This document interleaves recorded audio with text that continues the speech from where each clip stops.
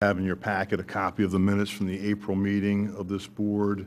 Do I have a motion to approve it? So moved. Second. Any discussion? All in favor? Aye. Any opposed? Okay. Recreation report, Tammy is out of town this evening, so there will be no recreation reports. In your package, you'll find a summary of activities, et cetera, from April that we get every month. So feel free to go through that at your leisure. Parks Public Work Department, I don't see Steve here, who's the interim director of Public Works. So we'll table that. Other reports. Did anybody attend the Shade Tree Committee meeting in April? I did not. I was not at that one.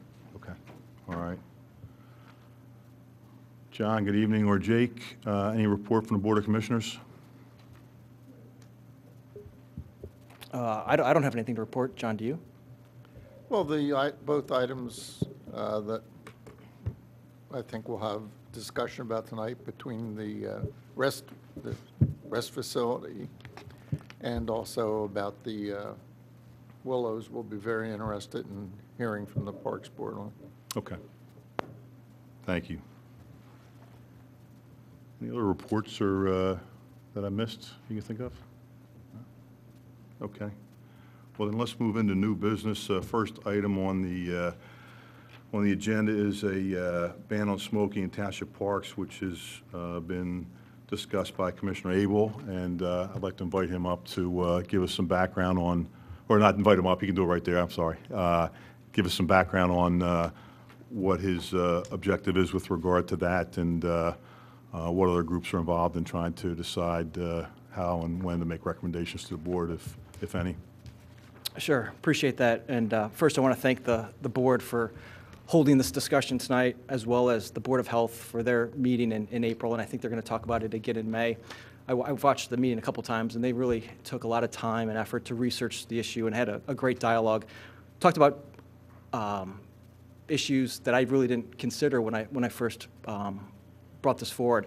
And you know, it's the good thing about listening is you're always open to new ideas. And I think you know, that discussion and this discussion hopefully we'll have tonight will get us to a point where we can move forward and do something about this. For me, this is an issue about values. When I campaigned on protecting our parks and the safety of our kids. And this issue, to me, you know, touches on both of those.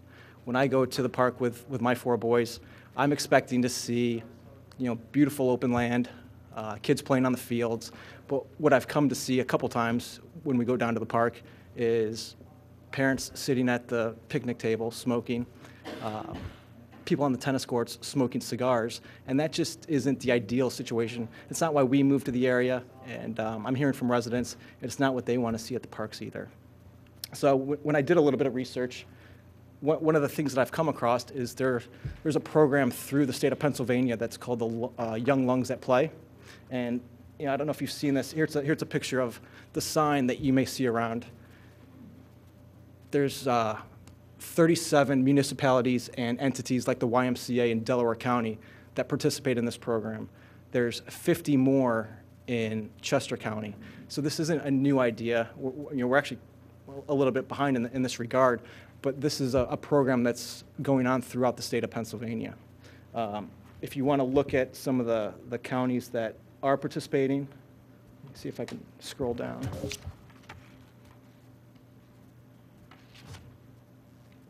Well, I don't seem to be able to scroll through this. There we go. So there's the 30 in, well, it's 30 in Chester County and 27 in Delaware County. But you can go on their website and they have the whole honor roll list of all the municipalities and entities participating in the program.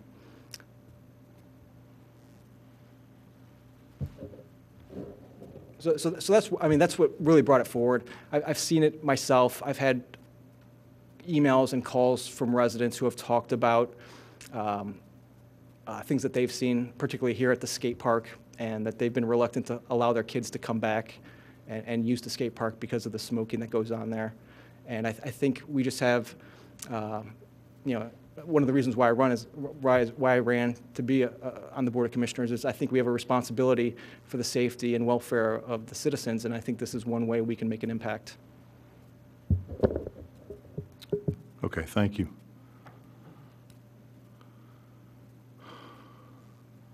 Is there any public participation on this issue?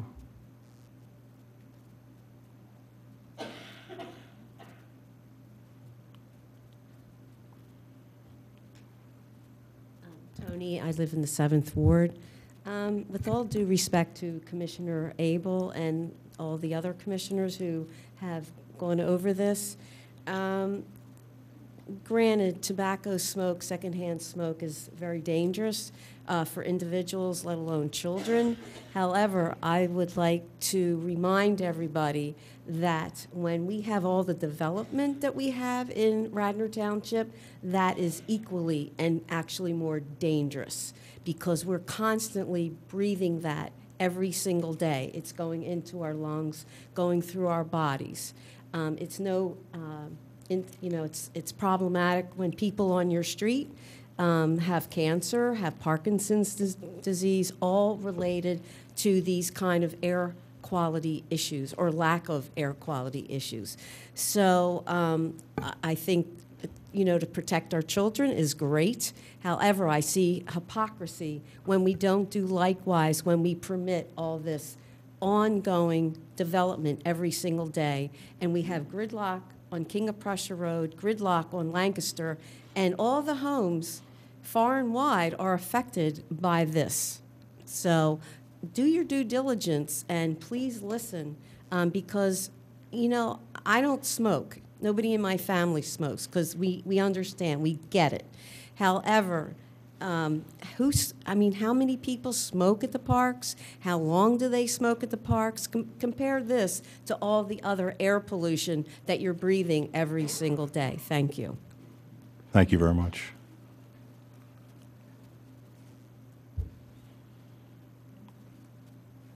Any other public participation on this issue?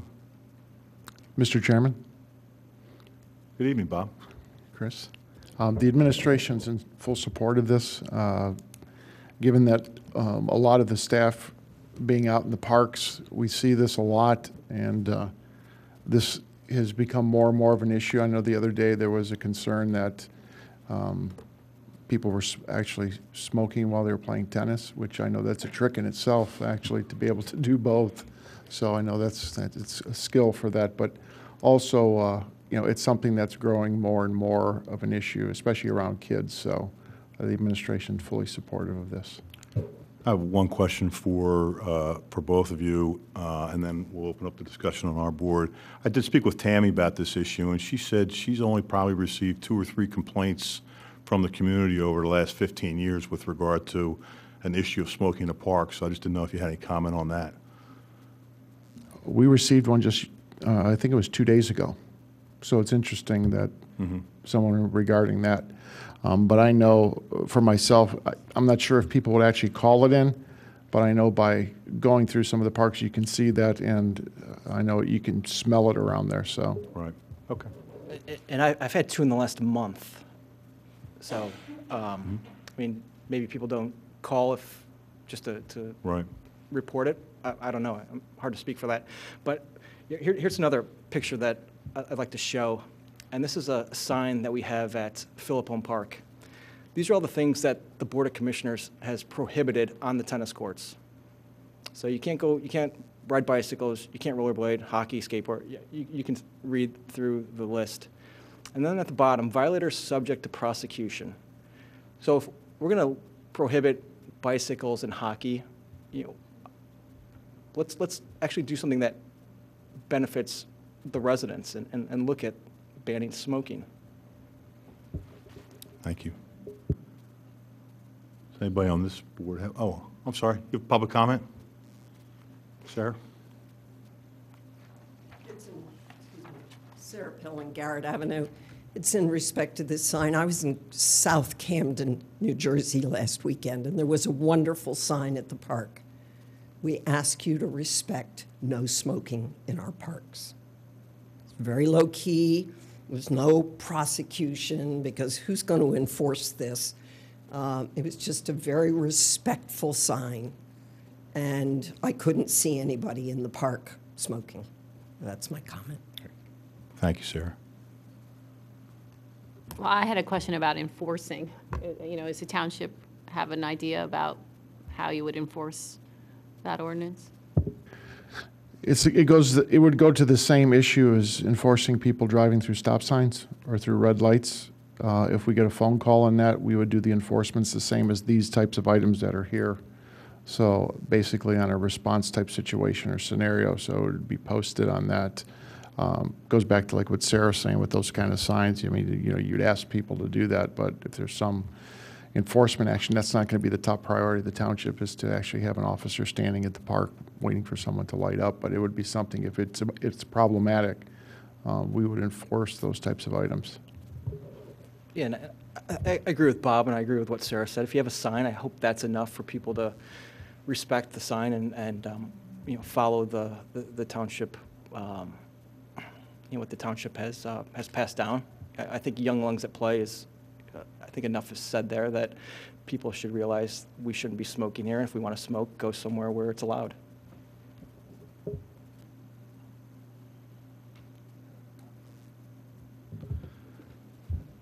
I have a question. So if you can't smoke in most private facilities and you can't smoke in a public smart park, you just said go someplace where you can smoke. I'm just wondering where that is. I don't smoke, so your home, your car.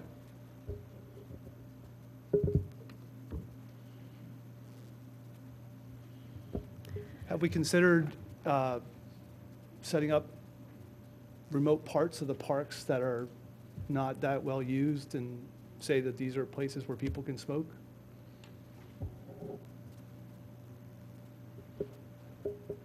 Yeah, again, people are going to smoke where they want to smoke. Again, there are things that people do in the parks that they're not supposed to be doing in the parks. If we had to go through a list, the sign, we'd run out of space. I mean, the parks would just be signs.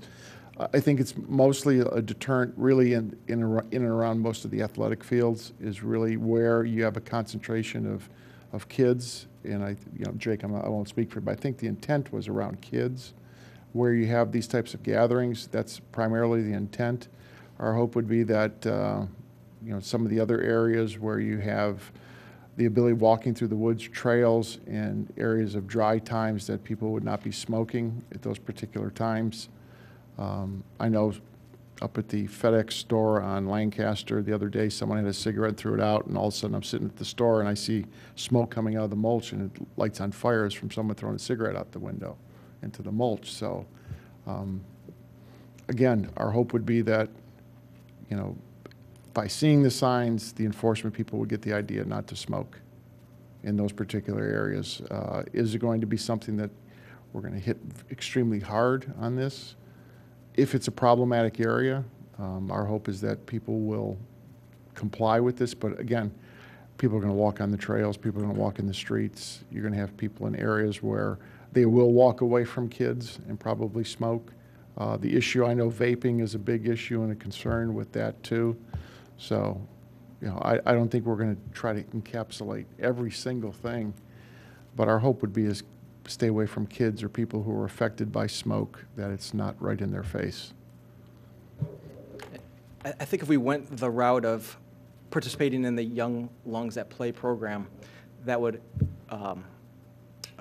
prohibit all forms of tobacco. So in that case, I think it would prohibit vaping. Bless you. How do you feel about parking lots? And I have to tell you, you don't have to sell me on the benefits of the ban. I totally get it and I support it. But I also believe in compromise when you can. And I'm sympathetic to people who have nicotine addiction. So how would you feel if you had a smoking area that was limited to the parking lots? Well, I guess it all depends on the proximity to the playing fields. If you go to Philippone Park, the parking lot sits right on top of South Devon Baseball Field. sits right on top of the batting cages and is right next to the tennis courts. So you're right in the proximity of all the kids not only playing, but all the families getting out of their cars and coming onto the fields. So, I mean, it's an interesting idea, and I think it's one that we'd have to look at. But again, it goes back to where is that parking lot in relation to the fields? It's not a perfect solution, but it's something. And when I think about a parent who, you know, is deciding between going to see a kid's game and fighting an addiction, I would have the sympathy in my heart to let them smoke in a parking lot. Just if we see it through that lens. I know you're a sympathetic person too, and I just hope we can find room for compromise. That's all. Julia, the lady you introduced me to at Starbucks that evening, I was over there, she was adamant about this, wanting to be able to smoke. Do you remember any of the points she was making? No, I don't actually. No. Are you talking about Laura? Yeah. No, I don't remember her points.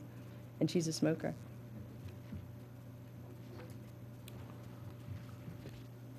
I think I mentioned the Board of Health is looking at this, but they're really looking at it from a scientific approach.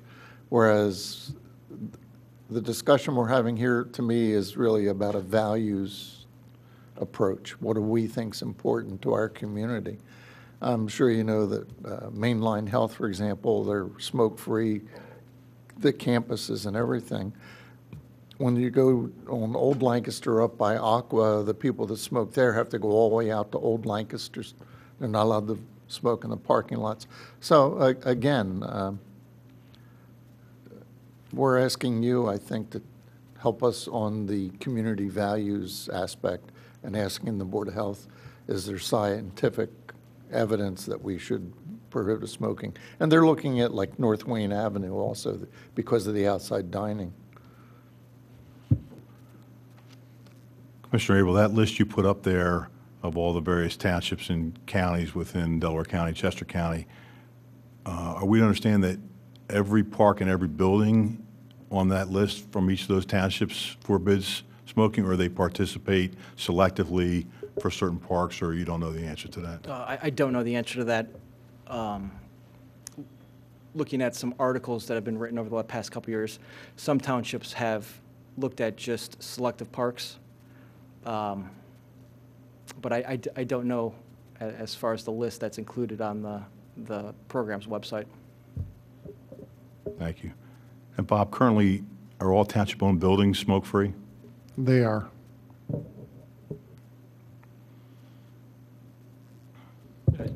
Our school district buildings and grounds are smoke-free also. So I would actually be in agreement to banning smoking in parks, especially around, and I think this young lungs is something that we do have to be concerned about, because it can be very detrimental to really young children. If you bring younger siblings to a baseball game, and and I also think that if we do push this forward, there will be peer pressure from people who were there, that now they can point to a sign and say, would you please smoke someplace else? So I think that would help to the enforcement part without arresting people, more or less just saying, please, if you'd like to smoke, could you just kindly move over there? So Chuck, you're saying when there are athletic events and other things on school property, Yeah, you're still not. you're not allowed to smoke anywhere on the, and that seems to work. Lots of people have kids Seems to work. using the sports fields at the Yeah. schools. I haven't been at a football game for a year or two, but last one I was at, I didn't see anybody smoking. I wasn't looking for people to smoke, but I think it works for us, yeah. Commissioner Abel, you talk about this Young Lungs program. Is that something that we should wait to get some information on before this board considers a recommendation to the Board of Commissioners? Is there something specific around that program that we want to include should we decide to make that type of recommendation? I just don't want to act too quickly this evening without having full information. Well, my understanding, to be part of that program, the township would have to pass a resolution prohibiting smoking. So we really can't move forward with that program until the Board of Commissioners takes action. I think the answer to your question, Chris, is yes. We'd like you to do some investigation and understand the program. Apparently, it's part of the Pennsylvania Health Department. Correct. So, I think, I for one, I certainly, and I'm not a smoker and certainly not in favor of smoking. It sounds good, but I also am cautious to rush into something without having all the information. And I'm certainly open to my other board members and what their thoughts are, but I'd certainly like the opportunity to investigate that to make sure if we do make a recommendation, it fits within that program that you're advocating for, number one. And number two, it appears that, Chris, that there's a lot of information on Pennsylvania's website. So, Okay.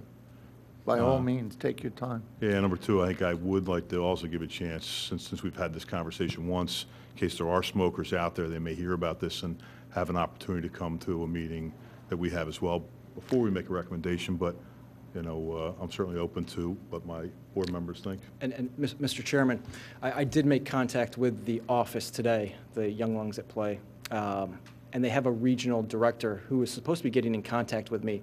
And that might be something, if we're going to have a second discussion on this, that individual appears at the meeting and can talk a little bit more about the program. That'd be great, and even if they can't appear, I'd certainly be open to putting my personal time, whatever time that works for you, Okay. to meet with that individual so we can give it back if they're not able to attend, our next board meeting in June, Sure. type of thing. So, any other thoughts about that process, folks? Mr. Chairman, Yes. also too is, because I know we've got younger people here, my older lungs too would like to be also considered too, because I plan on living another 50, 60 years, so. Don't sell yourself short, Bob. So I would like, just so that we're just always not concentrated there too. I think, again, a lot of non-smokers too would also, not that I'm saying the kids aren't important, but I think everybody should be looked at and just not focused on that area, so. Anybody good with that? Okay, so we'll try and get some more information for the next meeting, and with the goal of having more public participation if needed, and making a recommendation. Good. Please. Jake, can I make a request that you send that information to our superintendent? Will do. And then we'll look into that ourselves? Okay. Okay, Thank you. Thank you very much.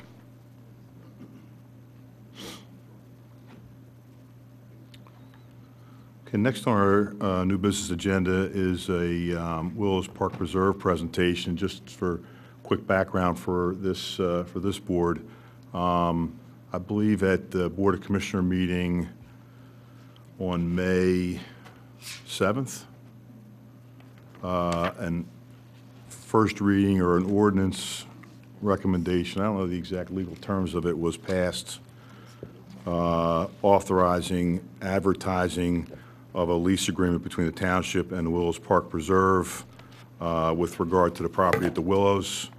And so there's legal notice been put out with regard to that ordinance, which I guess, Bob, can you help me with how exactly that, I'm not sure I understand the exact process. An ordinance is discussed and recommended at the Board of Commissioner level, then it needs to be advertised, and then it would be voted on a final time? That's correct. So Okay. it would be, the board discusses it, and then as it goes to, an ordinance is advertised, and then it would be advertised a second time for a public hearing, then before it's voted on Okay. for adoption. So it was advertised with the idea that you would, for adoption, but the board made it clear that this board would hear it, discuss it, and they would wait for your recommendation. If it was decided that there were some changes or anything else, they could also, hold it for, further comments to hear from this board.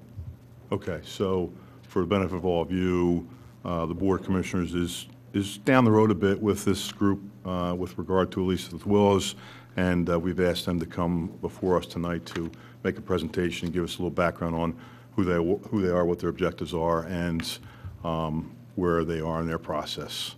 So, good evening. Good evening. My name is Joseph Reiser, and I live at 500 Heather Circle in Villanova. And for full disclosure, I live across the street from the Willows. You probably know a bit about Inverary.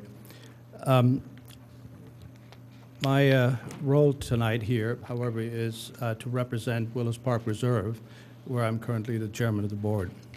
In particular, I would like to give you a summary overview, if you will, of who we are, what our mission is, what our goals are, and what we dream of in the near future.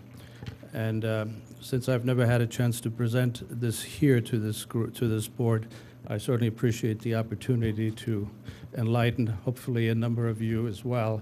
And I've had that opportunity before on the Board of Commissioners' agenda. What you see here is, in fact, our new logo, just so you might see it many more times from here, which was recently conceived, and we actually like it quite a bit. The Willows Park Reserve is a Pennsylvania nonprofit corporation that's organized and operated specifically for the purposes of repairing, renovating, restoring, and maintaining the Willows Mansion, which we consider historic property, and you know where it is located. Obviously, we need to function as a 501c3, and we have applied, have gone through that application process. And if everything holds up, we expect to have it in about 60 days. At this point, perhaps middle of July. The way this group got started, if you will, and the way our initiative has progressed was very much based on a concept of reimagining what the Willows could be. We know what it is. We know what it is by many of us who visit the Willows regularly, but we feel it can be much more.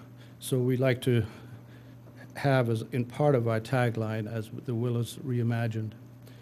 And therein, I want to elaborate a bit on really who we are in terms of the individuals involved, the hard-working individuals, I should say, and the expertise that we have. Even though a small group, we think we have quite a bit of expertise that is highly synergistic and has a very broad reach. Starting with Sarah Pilling, who really doesn't need an introduction to you, but we're very pleased that she has joined our group as chair of the Heritage and Horticultural Conservation Committee. And she, of course, is, has just about all the history you would like to hear about in terms of the Willows creation and so forth, and even has a personal link as her grandfather was the architect of the Willows Mansion.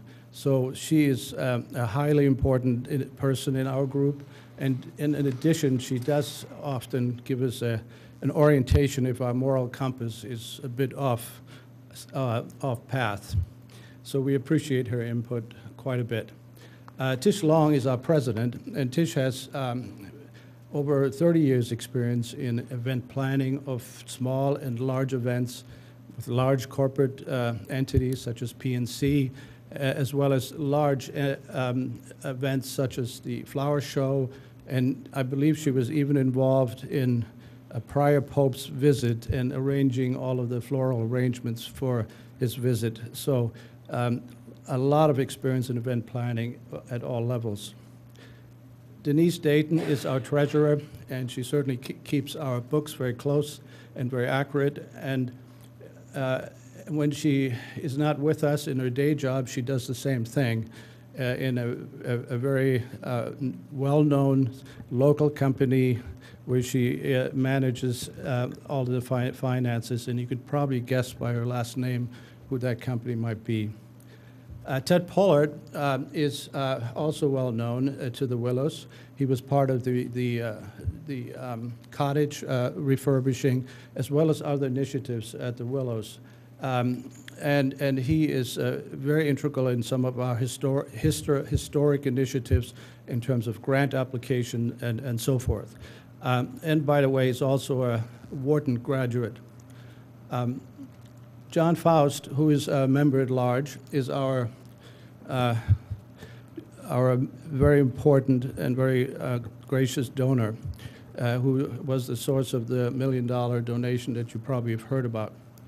And John, we have coerced him also to participate in our group, not so much because he was a donor, and I'm sure he would like to make sure his money is well spent, but he also has quite a history with the Willows.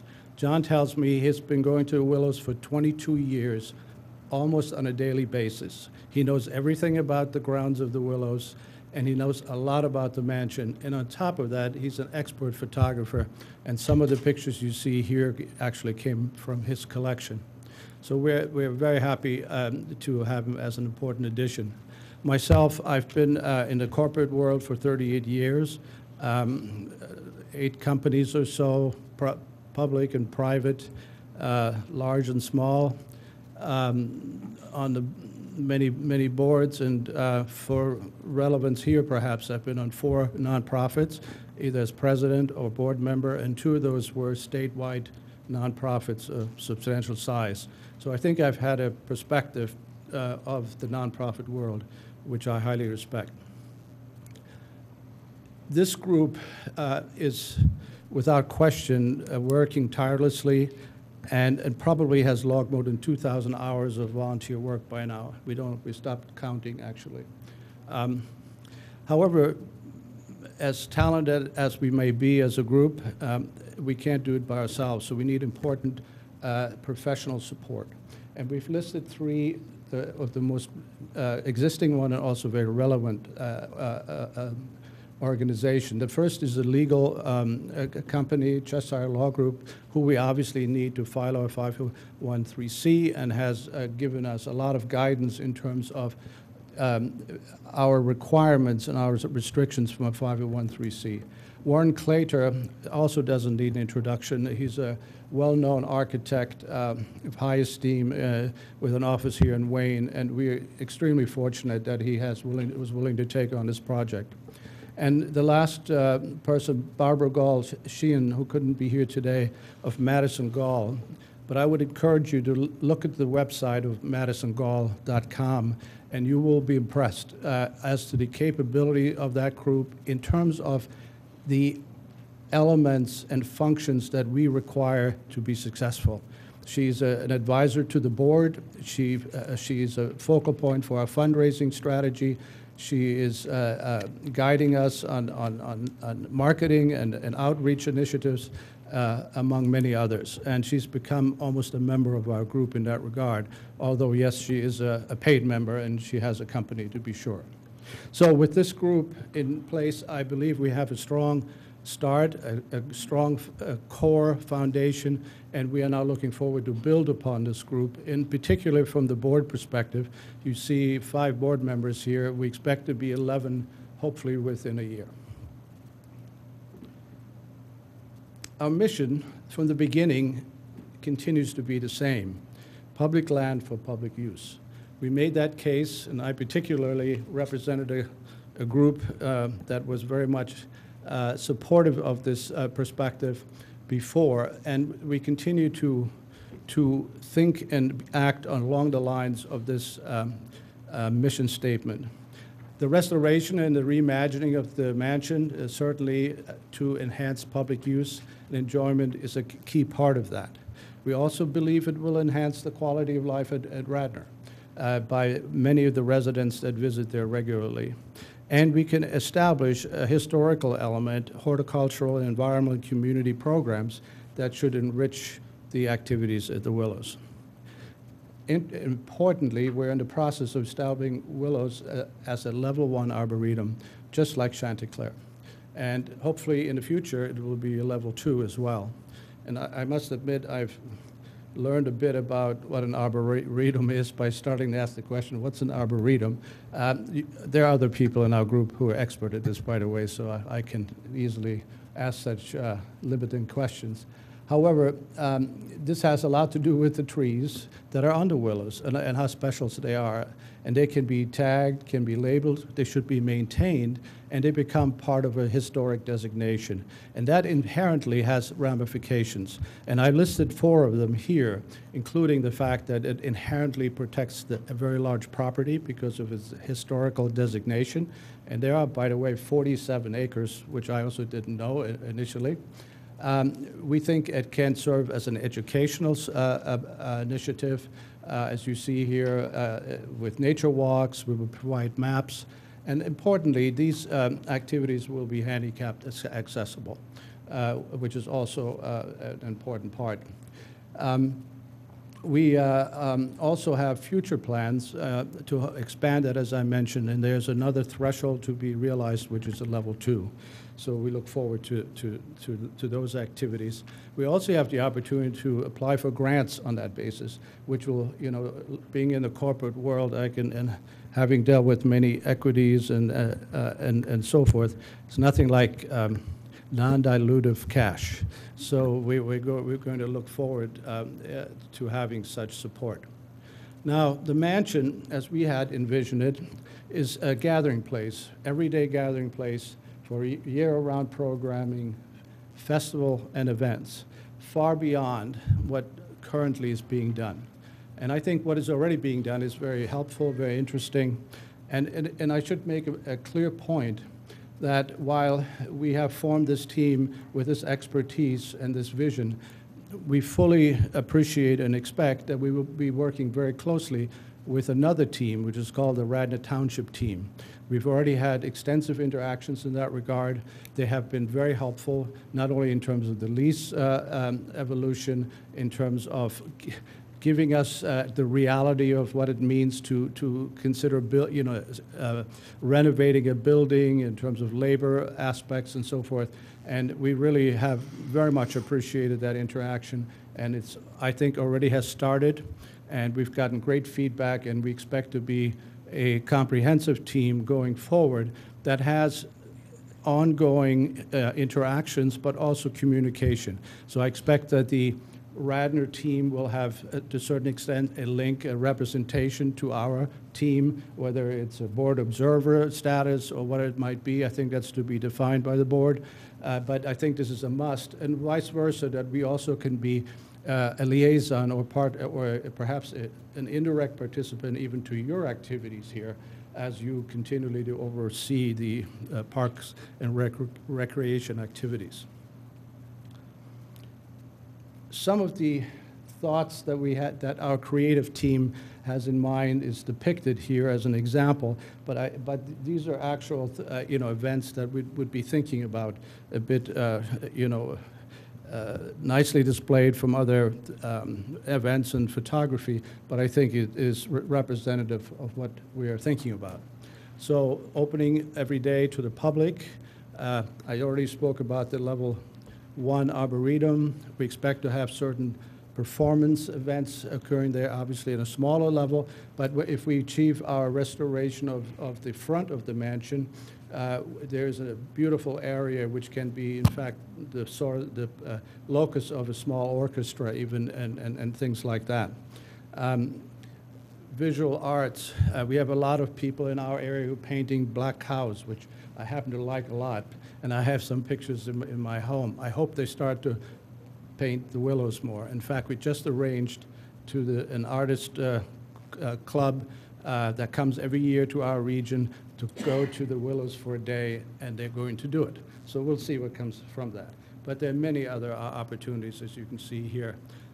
My favorite one is actually right there with this red car, but I hope we have, historic car shows and even more modern car shows, while others, I'm sure, will have their pets on leashes in the willows doing many things.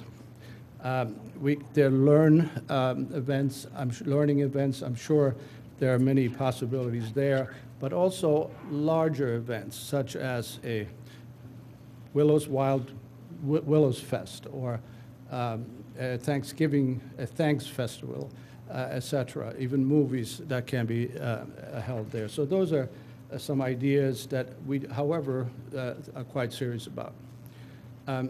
So how do we get there?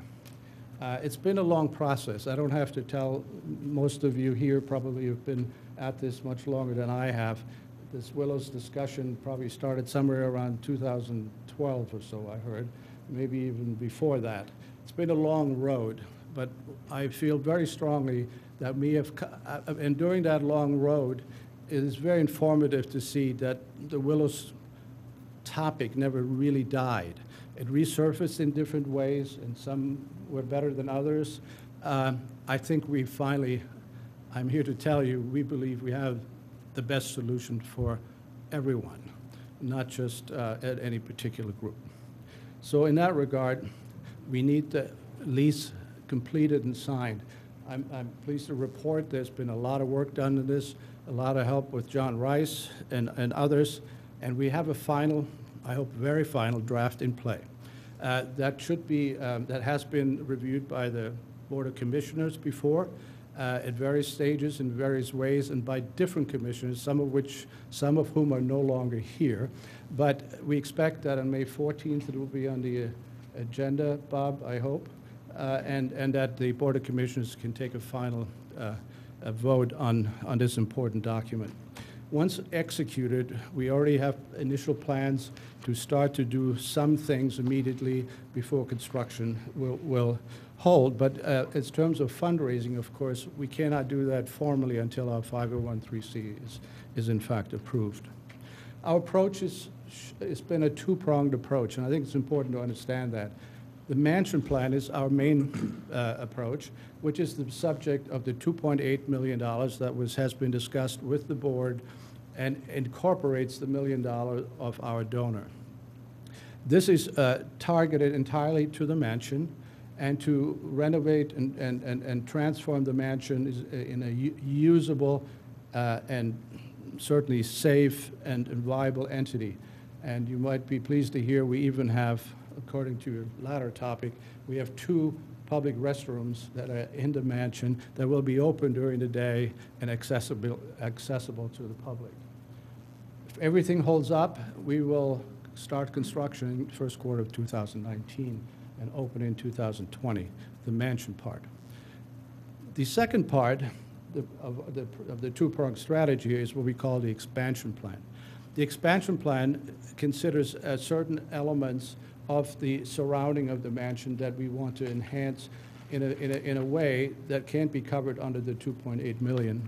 And by the way, I should tell you, the mansion plan, or each of these 2 plans in isolation when completed is fully functional.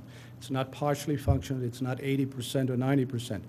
And in fact, the expansion plan won't be initiated until we, first of all, 2 important points. We will fundraise for this expansion plan, and we will not start that plan until we have the money in hand. But it will be, and the highlight of this expansion plan is what we call the pond view room. And if you, I'll show you another picture in a moment. If you sit at the back of the mansion and imagine yourself looking over the pond, that's going to be the basis of the pond view room, and it's one of the most beautiful settings that you can imagine in the property.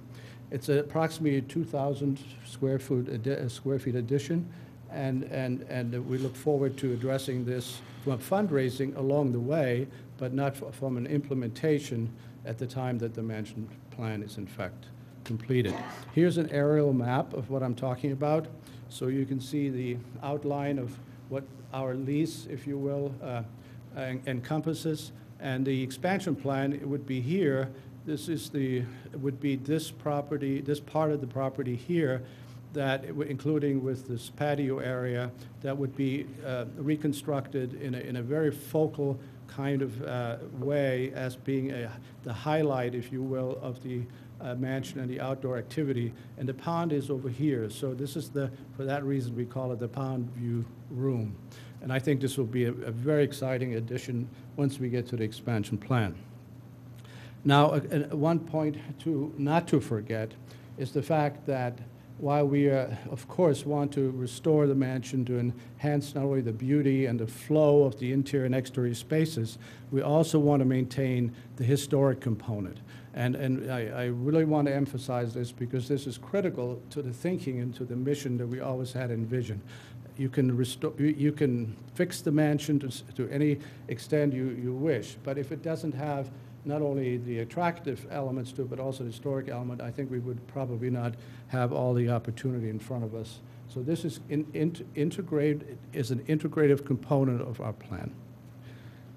So with that orientation in mind, with that plan in mind, then how do we proceed on an ongoing basis?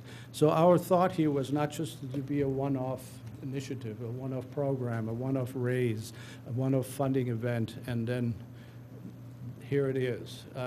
Recognizing fully, of course, that the mansion continues to be owned by Radnor.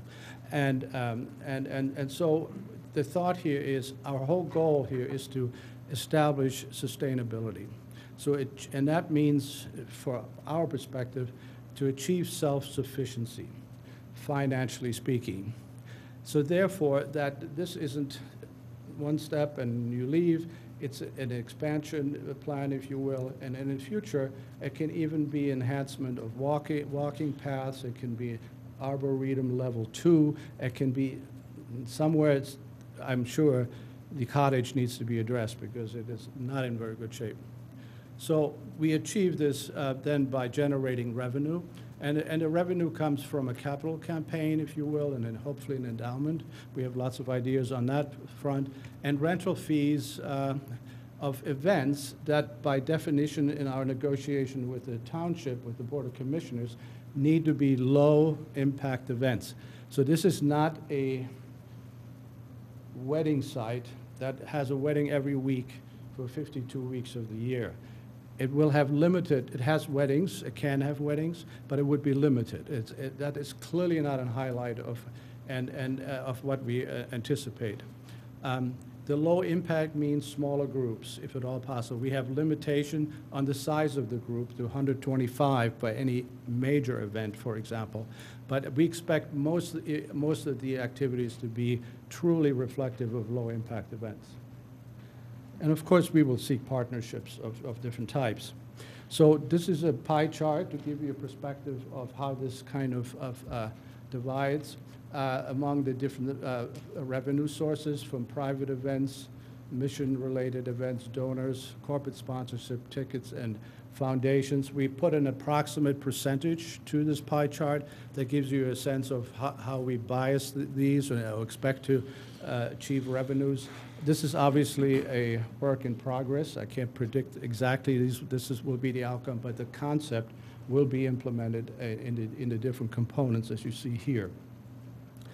Capital campaign will be critical to our existence. So what is the basis of a capital campaign? You want to fundraise to something, to the pond view room, to a particular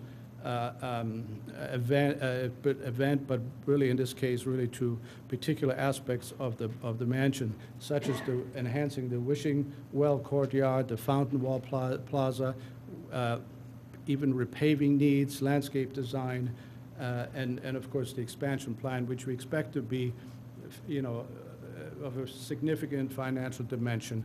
We don't have exact numbers at this point, but it will be, again, a fundraising activity for which we will seek funding and totally independent of the township. Capital improvements are then funded, if you will, through major donors, foundations, corporate in-kind donations, and of course, we will have a public campaign. We want everyone to have skin in the game here and be proud of it when they come and visit the Willows. We have done work on a 5-year plan, as you could imagine. We actually have some numbers here. I think I should emphasize this is a work in progress. We cannot exactly predict, to the extent we'll achieve these numbers. But you can see from the progression here of revenue versus expenses that we have an opportunity. If this is reasonably achieved, we will be positive cash flow and self-sustaining. Of course, we're a nonprofit, so this will be invested. Also, I should note that the township has a limited participation financially. Of course, the initial 1.8 million is a substantial participation, which made all of this happen in addition to our donor that has committed, even legally at this point. But beyond that, there will be we anticipate limited township participation, and we expect that through our efforts, we will then be able to carry the ball going forward. This means we have a significantly larger organization. This means we have achieved the endowment, perhaps, and other things, as I mentioned, and this will be all in our business plan. And while I cannot give you a specific outline today of our business plan, we're working actively on a business plan, and I've seen a few of my time, as have others, But it's in the draft format. We are discussing it with legal, for example. The 501(c)(3)s has specific legal guidelines that relate to how you generate revenue, as well as financial professionals, so that in a few months' time, we should have a fairly finalized business plan. Now, time is of the essence. This is a picture of the front door of the mansion 2018. And if you take if you even were to zoom in on this, you will see that the deterioration is apparent in many places. If you go to the third floor, you'll see this, which is certainly not encouraging. This is part of the damage from the winter weather, if you will. And clearly one of our first goals is to stabilize the mansion structurally and otherwise. But the point here is this is the status now, and I think we really need to move aggressively.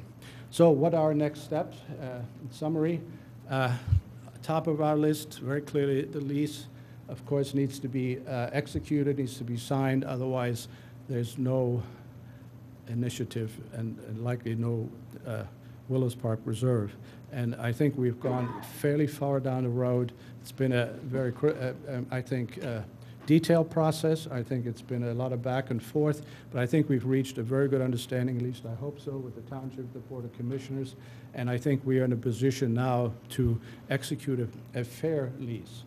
And a lease term, by the way, is likely to be 10 years, not 20 years, which it currently says in the document, which will change. Our cleanup will start right away, as I showed you in the pictures. I think that's important. Our architect planning and pricing is already on its way. Warren Claytor has taken the initiative and moved along very quickly. And I should tell you, the professional groups that we're interacting with, they truly like and are excited about this program. And one way to show the excitement is the rates they charge us. And the rates, in fact, are substantially lower than their everyday competitive rates. They've given us a 501(c) rates, which wasn't that hard really to obtain.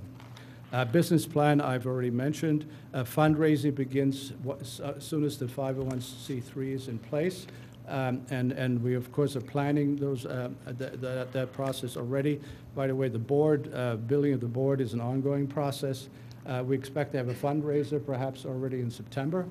The designs should be out to bid in no later than fourth quarter if everything holds. And everyone is looking for the last bullet, of course, to be manifest in the first quarter of 2019. So this is another one of John's pictures. Is that right, John? And this is an everyday view of the Willows. Not quite every day with the rainbows, but if you look at the rainbow very close, and depending from the side of where you stand, that top rainbow almost touches the pond view room. Not quite. A diamond in the rough, I think, is a good depiction of how we see the Willows today. But tomorrow, I think it'll be a true diamond. It can be, in fact, the pinnacle of outdoor space activities for Radnor Township. So on that basis, I will stop, and then certainly we're happy to answer any question. And most of our team is sitting in the back. They always sit in the back. They should be sitting with me up in front here, but they will have, I'm sure, happy to answer your question. Thank you, Mr. Reiser. Questions from this board for Mr. Reiser?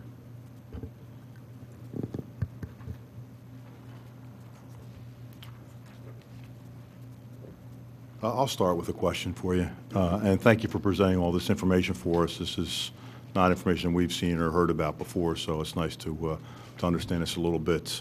Your organization was put together during 2017 to do this. You've had some changes in your organization. Can you tell us a little bit about why that happened and what that was all about?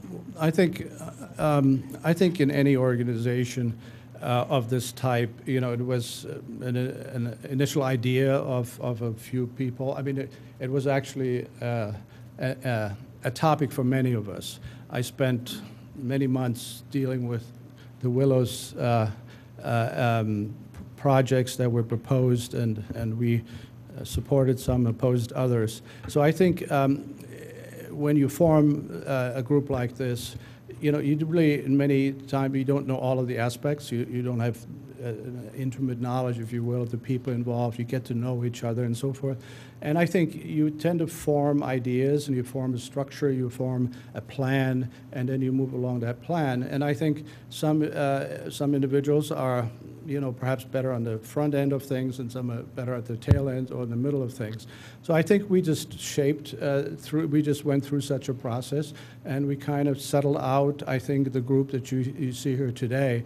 I think we had 2 individuals that were involved early on that have decided not to continue, you know, for various reasons, and I suspect that happens again in the future. But I think it's just a natural process, and a natural process of evolving leadership and having a true synergy of the people involved. If you don't achieve that, you will always be in a changing environment and in a non-productive environment. And I'm very pleased to say we have achieved this now. And I think it just took some time to get there and have everyone align their thoughts and their plans and their commitment. And so I just see this as an inherent process. I have a bunch of questions. First of all, I'm totally supportive of the mission here, and I want this to succeed. I love the Willows. I'm there all the time. I absolutely adore the place. But I have a bunch of concerns about the lease itself. Do we want to start talking about that, or do Sure. we want to focus more on? Our group has had a copy of the lease agreement, had a chance to review that, so, The lease itself? yes. You know, if you're prepared to answer them, especially if there's such a rush to get this dealt with, and might even be considered by the board. No, I mean, recognize the lease has undergone a lot of discussions with the Board of Commissioners and related, you know, the township. So there's been a lot of ground that has been covered. This board, however, has not been We've never- involved in those yeah. negotiations. Yeah, I can't speak to your process. I'm just telling you what has happened, right, understand. to this point. And so we do anticipate that the lease will be taken up by the board on the 14th. So, go ahead, Mary. Yeah, okay. These questions are going to come in no particular order because I'm just reading through my comments on the document. So I'm sorry if I'm sort of jumping around here. This is kind of a crazy first question, but I'll start with it since it's the one that comes first. It says something about, subject to the approval of the Board of Commissioners, this is paragraph 4 in the original lease, not the addendum. WPP may expand its holistic approach to other areas of the park. That was sort of my first, what does this mean type question. Well, I'm sorry, I touched on that, but perhaps was not very clear.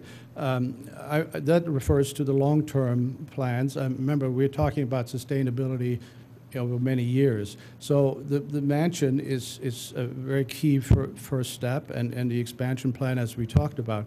But we hope that we can continue to look at the benefits of evolving the plan of the entire park, whether that's enhanced walking paths, you know, benches, whether that's Arboretum level 2, and so forth. And perhaps at some point, and this is all, by the way, being discussed in an ongoing way with the township. So, you know, I already mentioned the cottage as something that should be addressed sooner rather than later. And it appears that any such expansion would be subject to the approval of the Board of Commissioners, so Yep. it's not anything Yep. that's inherent in this lease No, agreement. it's a team effort. It's all of us. There are some places, paragraph 5, there's a use of the park. There are several places where the lease refers to non-exclusive use of certain park Right. areas. One place where it doesn't mention exclusive use of park or Willows areas is parking in the near vicinity of the mansion. I'm assuming the courtyard where the well is and stuff like that, which, as a lawyer, made me wonder whether I could infer from that that could be exclusive use. I don't know who drafted the lease. I'm just wondering what was the intent there. The reason I ask is that a lot of folks who use the Skunk Hollow Community Garden, which is adjacent to the Willows, use that area for parking for when they're, working in their gardens. And that is a township amenity that is 100% Radnor residents using it. And I was concerned about WPP's and its guests' exclusive use of that area. So do we know whether that's going to be available to the public, or is that exclusive use of WPP and its guests? Well, I think in general, of course, everything is, accessible by the public. But there have to be some guidelines in terms of parking, how much parking is available and so forth. But if there's an event, right, you may not be able to park in front of the mansion, because it is an event. But there will, of course, there's several parking lots there anyway. So we'll have to probably work that out a bit, but I think in general it deals with when we have events that we have to be able to protect the event itself. And otherwise it's going to be, perhaps difficult to manage. Yeah, that may need to be clarified. I suspect that the uses will not be at competing times.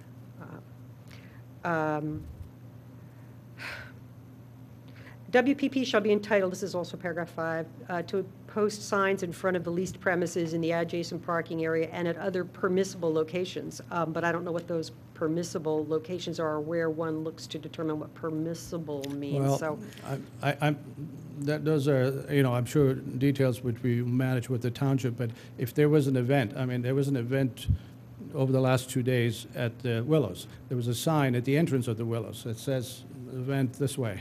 So that's an example, perhaps that we might want to take advantage of so people know where to go. Then within the Willows, there will be, it's a logical, it's a one-way street. So we then have a sign perhaps up to the Willows, or if it's an event, around there to wherever it might be. I think those are things, we can work out okay. And remember, we will always coordinate with the township. For example, the township has events as well, right? So we have to obviously take those into consideration, and we plan those accordingly. when the lease, same paragraph, but it comes up elsewhere, I think.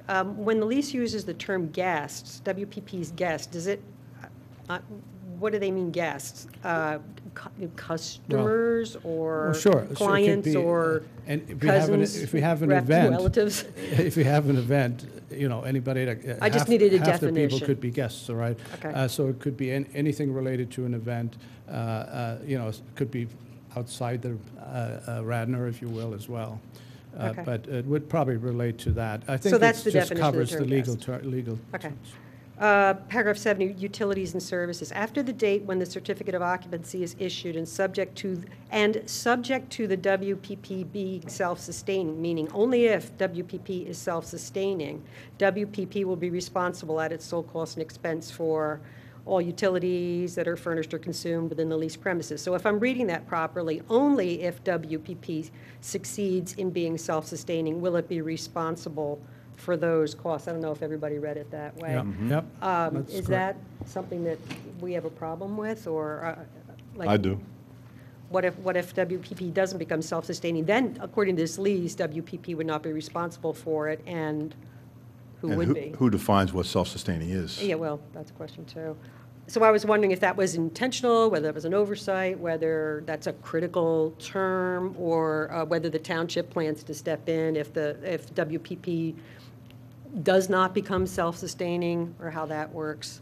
Yeah, well, I think it was an intentional, point in terms of how we can truly take over a lot of the functions that otherwise may fall to the township. So we try to find a definition. Now, in case we cannot achieve sustainability, and therefore this may not occur, I think that's probably a discussion that will need to be had. What that means, if there's a compromise between what we can put into this effort or vice versa the township. I don't think we have really discussed it, much beyond that. But it was a point of departure where we can really take over the functions. Remember, if you put this in perspective over time, this is, I hope that you see, there's an investment of the township for sure, and a significant one, and one that's very important. But over time, it's an unburdening of the township to the cost of the willows. Well, And that's according the to goal. according to the contract, it may be an unburdening. There is no risk to your party to that unburdening. You talked a little bit earlier in your conversation. I'm sorry, Mary, I didn't mean No, that's to jump okay. in front of you, but the same No, thing, go ahead. same comment here about everybody having skin in the game. But other than the $1 million donation that your group has identified and will only be added in once the township has spent their $1.8 million according to this lease agreements, there is no other skin in the game for you, and the township is responsible for utilities, maintenance, trash removal, snow removal, et cetera, et cetera. So the township still has an awful lot of skin in the game, and as Mary pointed out, until you are self-sustaining, which isn't defined, and we would be relying on numbers that you provide for us, it seems to me like all the risk is on the township. Well, I think one can look at this in different perspectives. The township currently has responsibility for the things you just mentioned, right? That's an existing cost factor. But if you look at the number, it's not that large. I've heard, I don't know the exact number, but 40,000 to 70,000. I don't know what the exact numbers are, but that's a current responsibility of the township. The fact we only have a single donor is an opportunistic outcome. We haven't even started to fundraise yet. So you shouldn't look at this, all you're bringing in is one donor for $1 million. In fact, we think that was an amazing event that occurred. But our fundraising cannot start officially, and has not started officially, until the 501(c) is manifest. So by the time this project is completed, you probably already know that we're on a reasonable path of sustainability. The risk that you described, I think, is mitigated very clearly by even that time period. Because we will start fundraising, let's say we get it in July, we'll start fundraising in August and continue in an ongoing way, even for the expansion plan. If we haven't raised another dime by the end of 2019, I'd be worried. I don't see that likely be happening. I think you'll see an ongoing progression of fundraising and revenues being generated. And then, of course, once the mansion is in play, we have revenues that we can actually generate from the events. So I think you can see this and will see this as a mitigated risk, if you will, from the township point of view. And again, the township has the opportunity, at almost any time to change that, right? If for the right reasons, and that's in the lease. I'm sorry, can you pull that timeline back up again? Do you have control of that spreadsheet there? That's right. So, yeah, could you just walk us through this again? Because you just mentioned a minute ago that you're not going to start fundraising until after you get your 501(c)(3). But when does the township start outlaying funds? According to the lease, you'll see there's an initial payment of $100,000 by the township, and by the way, that's matched by our donor, all right, at the time of lease signing, which we're already spending money now, and that had, a lot of startup activities and so forth. And then the remaining monies from the township, would be 1.7 roughly, okay, plus or minus, will not be released until the 501(c) is approved, and that's in the lease as well. So there is a clear trigger here that says you have to be a viable 501(c), otherwise. Well, yeah, but a viable 501(c)(3) just means you file a document with the No, Secretary of State. it means approval. Yeah, it does. It means I actually have approval. a 501(c)(3). Okay, but it means I'm just saying, approval. my question is, unless I'm misunderstanding you, you're saying you get this okay back from the Secretary of State saying you're a viable 501(c)(3), and then Radnor Township starts putting out $1.8 million, and the feasibility of this project, if I read the spreadsheet correctly, is predicated on your fundraising, which you haven't started until months after we've outlaid the money. Am I reading that right? No, I think you're not quite, maybe not quite. Could you just walk me through the sequence of those things again? Well, first of all, okay, the 501(c) triggers the implementation of the township funding piece, which is at that point 1.7, right? 100,000 at the lease signing and then 1.7. However, the township has full control of the funding, of the funds in terms of the construction and the renovation of the town, of the mansion. Furthermore, our 1.0 million is also, if you will, in this process, inherent in this process, because we will go seamlessly from the 1.7 to the 1.0, if you will, for the whole program, which we anticipate is about 2.8. It's always pretty much in the purview of the township to manage those monies. Obviously, we'll be part of that, but they will drive the construction. They will the approval of, all of the required licenses and so forth. So I'll just try one more time. I'm asking specifically, when do you expect the $1.8 million to be spent by Radnor Township relative to the fundraising activities? That's my specific question. The mansion plan, which I described, is the basis of the $2.8 million, right? That will flow, starting with the township money, into our donor money. That's protected for that effort. Right. When is that money outlaid? Well, I just said, it's not outlaid immediately. It starts to be utilized at the time of the approval of the 501(c)(3). So July. Could I Right. possibly help a little bit here? Please. We're not giving that money to WPP. We dedicated that money to the project, and as such, it'll flow as the project evolves. Right, I understand that. But they won't have control of it. It's No, I understand that. township. But, John, but the township will have committed? Yes. We already Commit. have. Yeah. It's in the Committed, budget. right. It's Yeah, already the been- town, So- it'll be committed before. So the It's document. committed subject to the It's already execution of the committed, lease. Right. It's committed subject to the execution of the lease. Yes, it's already Yes. committed. No, it's assuming committed we get subject to that. the right? It's not, it's committed only upon execution of the lease. No. It is committed on 2 points. Approval of the lease, that's $100,000, right? And approval of the 501(c)(3) officially.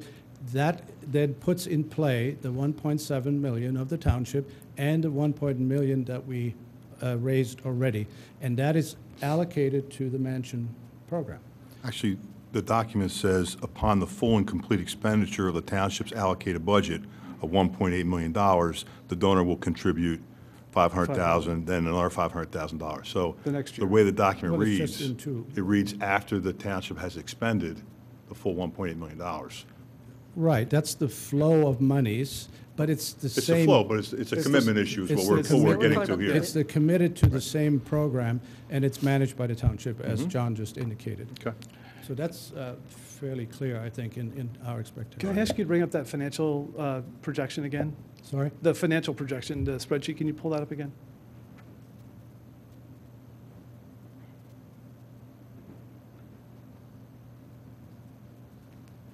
Thank you. So my question here would be, if you look at the third line down and the fourth line down, you're looking at, I don't know, pick a number, $200,000 a year of money that's not going to come from events, and it's not going to come from your private donor. So my question to you would be, what happens if Radnor Township spends its $1.8 million and your organization concludes that you can't raise $200,000 a year for the next 5 years and decide to abandon the project? What happens then? Well, the property is always owned by Radnor Township. So if we are in default in that sense and cannot sustain our part of the equation, it goes back to the township fully. It is always a part of it's already a part of the township property, and it never changes on that basis. Yeah, I wasn't asking about the ownership of the mansion.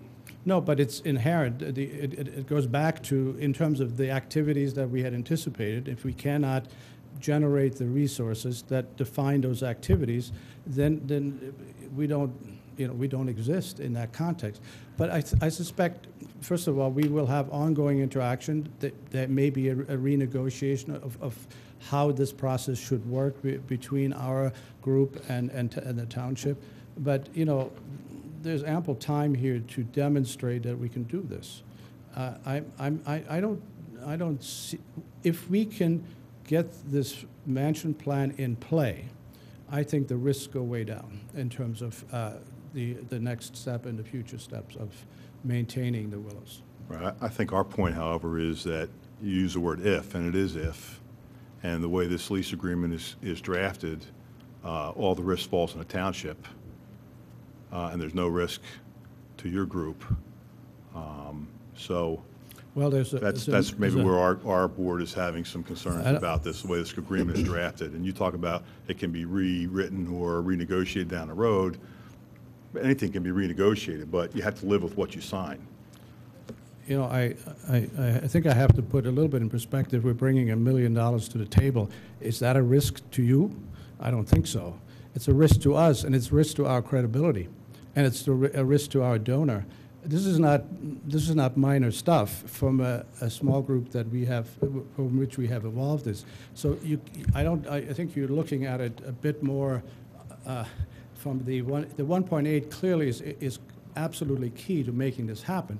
But we're bringing $1 million of that to the table, right? And we expect to have ongoing funding, and I think you'll know that within a year that this is progressing. So we have a lot of plans that we've looked at. We've done, already a number of discussions. But I suspect we have a pretty good chance to pull this off. I apologize if we sound hostile. We've talked about this project for some time now. We are all obviously very committed to Radnor's Parks, and we are all users of this facility, and we're ecstatic that members of the public have stepped forward to try to help. So we apologize if we sound hostile, but I want to make one statement and then I want to ask a question. Understand that this board has looked at other proposals that have come to us in the past, and so when we look at your proposal, we're not looking at it from the standpoint of your proposal or nothing. We're looking at it as your proposal or one of the other proposals that we've had the opportunity to evaluate and make recommendations to the Board of Commissioners on the past.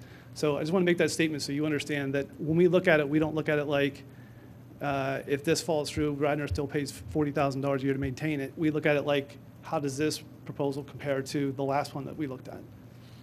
The other question I have for you is, can you just talk to me about going back to this donor and corporate sponsorship line here? That just seems like a big number to me. I'm just wondering, can you talk a little bit about what your plan is on along those lines to generate, those kind of revenues on an ongoing basis, year in and year out, to support the project? And can I put a rider on that question? Is these numbers are based on what? I mean, like where, how did you come up with these numbers? Are these based on what other organizations have done that was comparable, or what is the basis for those numbers? Well, I can assure you we just didn't pick them out of the air. We have looked at this critically. If you look at the people that are associated with us and their record, their experience, you'll see that we have a lot of experience in these kinds of initiatives. So we made some projections. This is a provisional plan. I mean, I can't tell you exactly this is going to what it looks like, but it is an estimate of what we think we can do. In terms of corporate sponsors, there's a long list of people that we can go to, and we've even provisionally had discussions with in terms of their interest to support such an initiative as the Willows. I can tell you there are 4 substantial CEOs that live in my neighborhood who love the Willows, and I would be surprised if they wouldn't step up in some ways. But we will have a full campaign in place, a professional campaign with professional literature. And if you, beyond that, look at other organizations in the area, I mean, Chanticleer had an endowment, perhaps, but there's several others that are in the area that have served as good models of how they do their fundraising. We evaluated all of those. We looked at the donor list of those other organizations, and we have validated I think quite well some of our projections, but these are not hard and fast yet. These are projections, as any such a plan will evolve. So based upon that analysis and having substantial experience in our group and associated groups, we feel that this is a good start, and it's we believe not unrealistic to achieve. But we have to test this fully, and we can only do that once we have the 501(c) in place, when we can do this in a very specific and serious way. But we've done a lot of work on this. So this was done with all of those analyses that I just mentioned behind these numbers. Can I, Please. oh, No, go ahead, Mary. Yeah, I had another, again, I'm hopscotching all over the place, I apologize for that. In paragraph 18 of the original lease, it says the WPP, upon 60 days prior written notice to the township, may terminate this lease at any time. That seemed a little alarming to me, because with 60 days notice, even though after, a considerable township investment, WPP can pull out. I don't know, did that concern anybody else on this board? Or, Yep. Oh, I'm sorry, why don't you go ahead and... No, I agree. No, I'm just raising the issue. I mean, is that critical to this lease, and do other people have a concern about that? Is that a question? Yeah, I'm actually gee. asking my fellow board members what... I had that on my list of questions as Can you well. respond? 60 days seems like a short period of time with the amount of money that Township's putting out for this project. So why did you ask for that in the lease agreement? Well, I think it was part of the discussion between both groups. I mean, there's also an opposite to that clause, in terms of township also can exert, their position in terms of such changes. I think my point here would be, I wouldn't focus on the 60 days. I've seen many contracts like this where this is obviously a relevant point. My point is, we are interacting in an ongoing way with the township on a regular basis. The township will know what we're doing, and vice versa. I don't expect we will have surprises. If we get to a 60-day clause, there would have been already a significant change along the way that would then, realize that outcome. So I think, to me, this is nothing that I would worry about personally. I think it's the interaction and the relationship that defines knowing where things are and where things are going. If they're not going the right direction, then the change will have to be made. So you'd have no problem with the lease agreement being changed to say that Township, or that either WPP or Township can terminate this agreement with 60-day notice? Well, I think we've negotiated that point already. And I'm not particularly interested in renegotiating the lease at this point, unless, of course, the township wants to do so. And there's no question. But we've gone through a lot of process here to get to this point. Sir, we are a voice of the township, and we've been asked by the Board of Commissioners to review this lease in your plan. So it may seem like a done deal, and it may be a done deal, but this board is doing its due diligence to review all the proponents of your plan, which is a very nice plan. But again, as Jim said, we've seen other plans, and other plans that we've seen didn't cost the township money up front. And I'll take another step, and you have your financial plan up there. However, Exhibit B to this lease agreement shows that the township is also going to be budgeted to be putting out close to $500,000 during the first 5 years of your operations, and will continue to pay expenses of property insurance, trash hauling, snow removal, grounds maintenance and trees, HVAC maintenance, electricity, water, fire protection, inspection, security alarm monitoring, pest control, gutter cleaning, and ornamental planting maintenance. So, in my view, this lease agreement doesn't necessarily help the budget of the township. I'm not saying it doesn't add value to the township, but doesn't help the budget of the township compared with other plans that we've seen. Can I ask you a question? Will that money come out of the 1.8? No, that's an addition. No, that's additional. It's an addition. 1.8 is for the actual project. Okay, Yeah. okay. Yeah. Claire?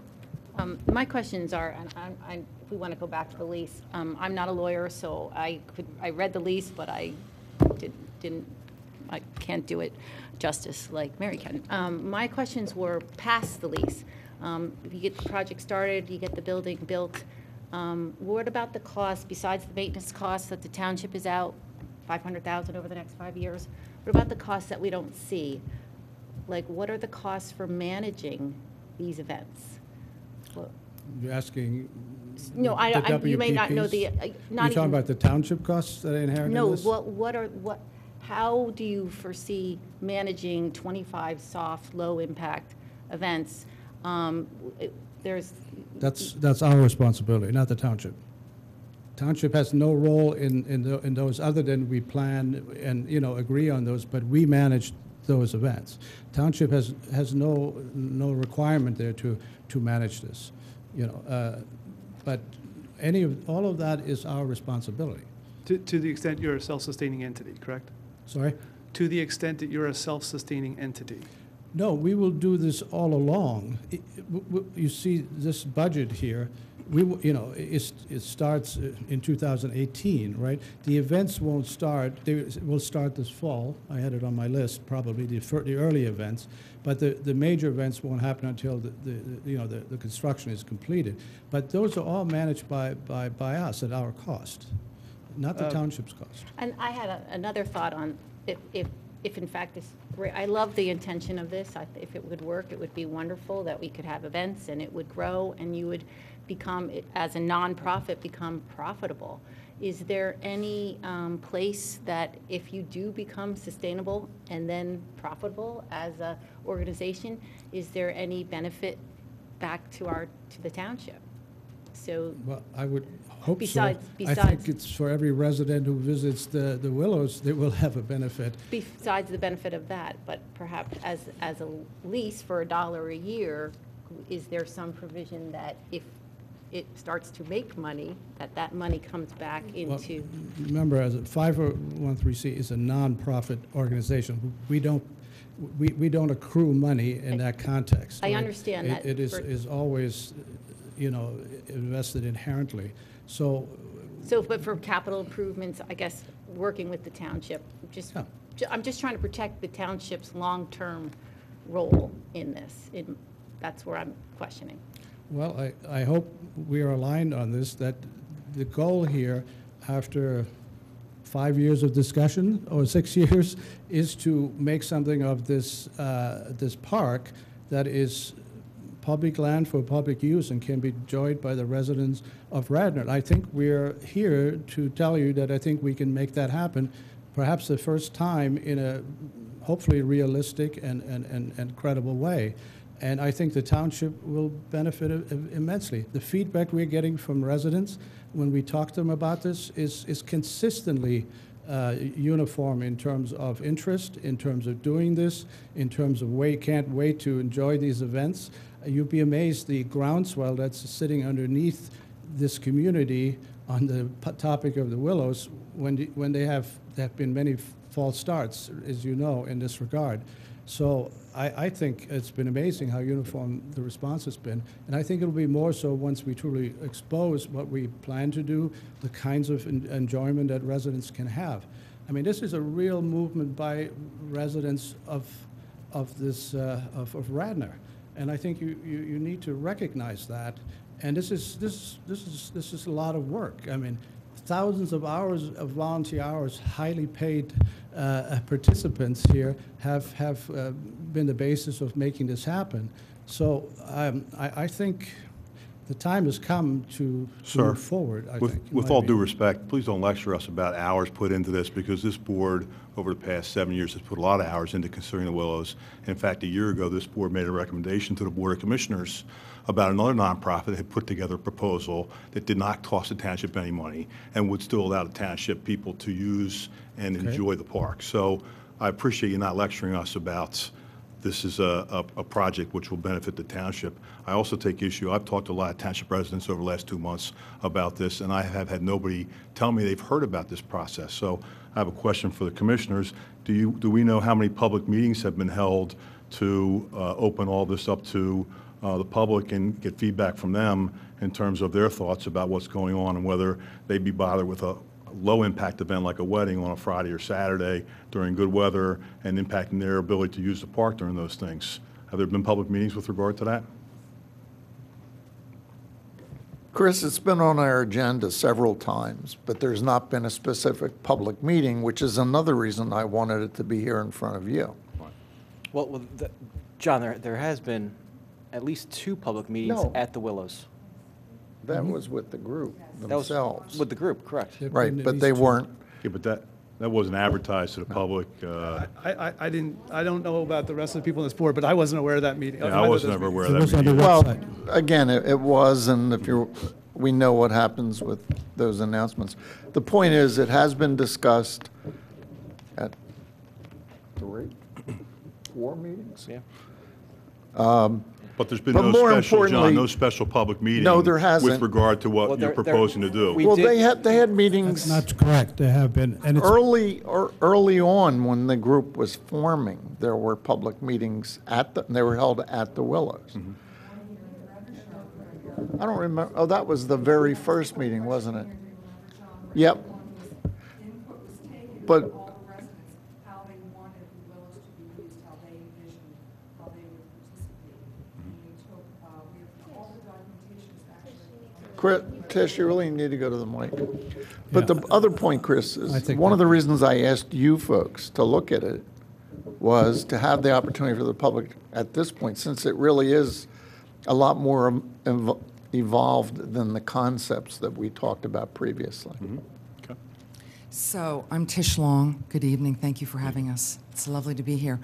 Actually, we did have a very large participation last July. Barton Partners ran it, and Steve Gabriel from Ratu was also here, and they conducted a survey with everyone involved who wanted to come. It was in July, and then we held another public meeting at the Willows Mansion itself in late September. Prior to that, I know Sarah Pilling had meetings at the church in Radnor when her plan was on board. So there's certainly been many plans, and our goal always was to get input from all of the residents to understand what they all wanted the Willows to be. And that's what we did, and we actually all the documentation, Chris, is actually posted on the Township website for you to see. Okay. So we did, in fact, do it. Thank you, Tish. I'll look at that. Can I ask another, sorry, Please. boring question about the lease? But this was fairly important to me, and I think it would be to everybody in the township. Paragraph 9 of the addendum, I think that's what I'm looking at, the addendum to the lease says, "The township and WPP shall meet annually to establish a schedule for mansion use for major private uses, resident community group uses, and township use." Talks about WPP will not schedule more than 25 major private events per year, each with no more than 150 attendees at the event. Okay, so that's every other weekend, which, you know, are we all cool with that? It's possible that that's how it had been used in the past. I know it was very heavily used in the past. Here's the thing that worries me. WPP shall have priority to schedule its 25 major private events for the mansion. Priority vis-a-vis whom? Priority vis-a-vis the township? So in other words, if there's a township event or something that benefits the residents of Radnor or the community, would be, you know, an optimal event to have a certain time of year. If WPP instead wants to schedule one of its major 25 major private events, WPP gets priority. Is that what that sentence means? think so. Can I take this, please? Sure. Thank you. Actually, our goal has always been to work very closely with Parks and Rec and with Tammy. I've had many discussions with Tammy. We want to enhance each other. We want Parks and Rec to work with the Willows Park Preserve. So, of course, we would plan a calendar of events a year ahead, and we would certainly know, and your events would certainly take priority. For example, the Pumpkin Patch event that you have in October. Right. We perhaps would like to also slate a fall event for the Willows Park Preserve. We would hold that a month later. We would totally be respectful of the township and their wishes for scheduling their specific events. We've never wanted to be in conflict at all with anyone. I know this is a new venture for Radnor because we are proposing something very altruistic for the residents. We're for the residents and we're by the residents. And you're absolutely right. We're not giving a revenue stream back to Radnor Township. The gift that we give, we believe, is a true quality of life issue, which this is our largest park, 47 acres. It's our biggest chunk of open space, and I think now's the time to do something really tremendous for generations to come, and we believe we can achieve this for the township. See, given that, it puzzles me that we would have a sentence in the lease that says WPP shall have priority to schedule its 25 major private events in the mansion. So maybe that's a sentence that shouldn't be And maybe there. that can be stricken on Monday night. We're happy to negotiate all of that. John Rice was working very closely with us, and we were taking guidance from John Rice plus our own legal counsel, the Cheshire Law Group. But we're happy. Again, we want this to work. We think it's a fabulous thing that we can work together on, and we certainly want all of your input. I know we were due to come here in February, and we were canceled, but it's not from our lack of trying to come before you to tell us the good news that we think we have for you.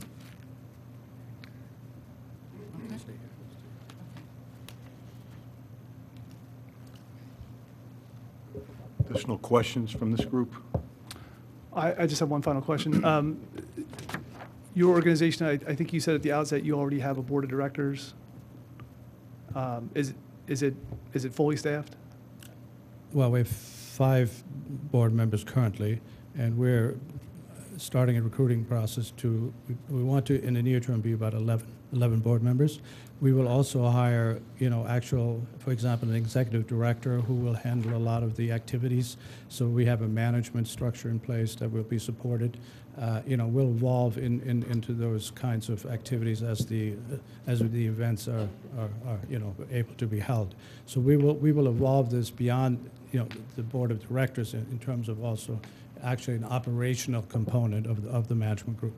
Absolutely, that's in the and that will be defined in the business plan more specifically. How many people on that board will the board of directors be able to nominate? Will be able to what? I'm sorry. How many people will the township be able to nominate to that board of directors? I think that's a discussion that the Board of Commissioners have right now, and that hasn't been fully resolved. But there have been discussions of up to 2. But that's something that is still to be finalized. But you're open to that, correct? Yes, of course. There's no question. We want a strong interaction. I think it's the only way this will work. That's very clear, and there's no issue there at all from our point of view. Mr. Reiser, you mentioned that you had 3 professional people on board already? Well, 3 groups, right? The law group and, Oh, 3 groups, okay. Yeah. And you also mentioned your business plan. I was just curious as how far are you on your business plan? On the business plan, well, we're already working on a few drafts. I think we're down to some key issues that we're trying to, check. For example, we need a legal analysis so that we are compliant with the 501(c) regulations that I'm sure you know well. We need, a financial analysis. We haven't yet gone to signing up an outside, CPA group that will help us with that.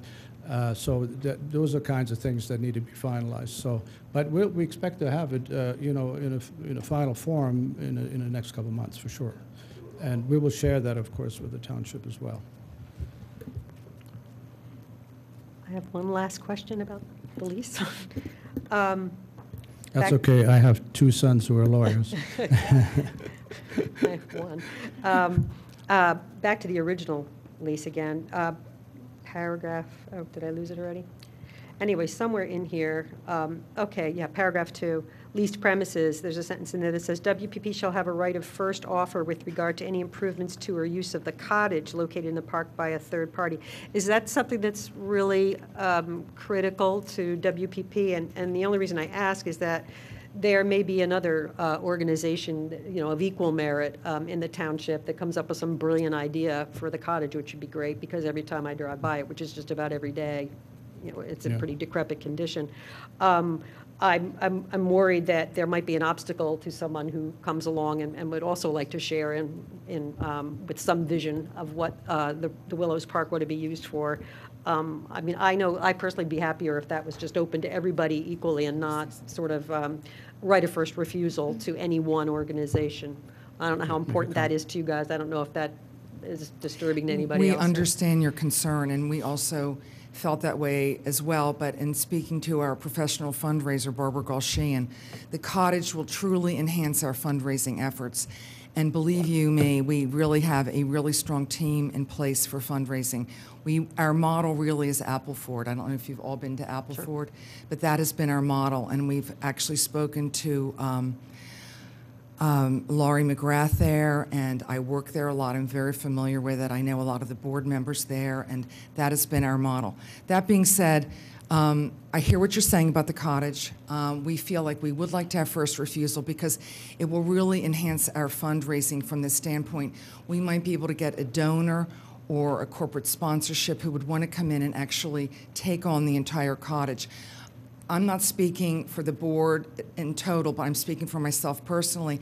I think the cottage would make a wonderful environmental center, a place for learning where our high schoolers could go in there, the watershed could use it, and it would be wonderful, a wonderful opportunity to put something like that at the cottage. And we believe that we might be able to find someone that would be akin and really on board with outdoor living, which, let's face it, that's what the Willows offers all of us on a daily basis.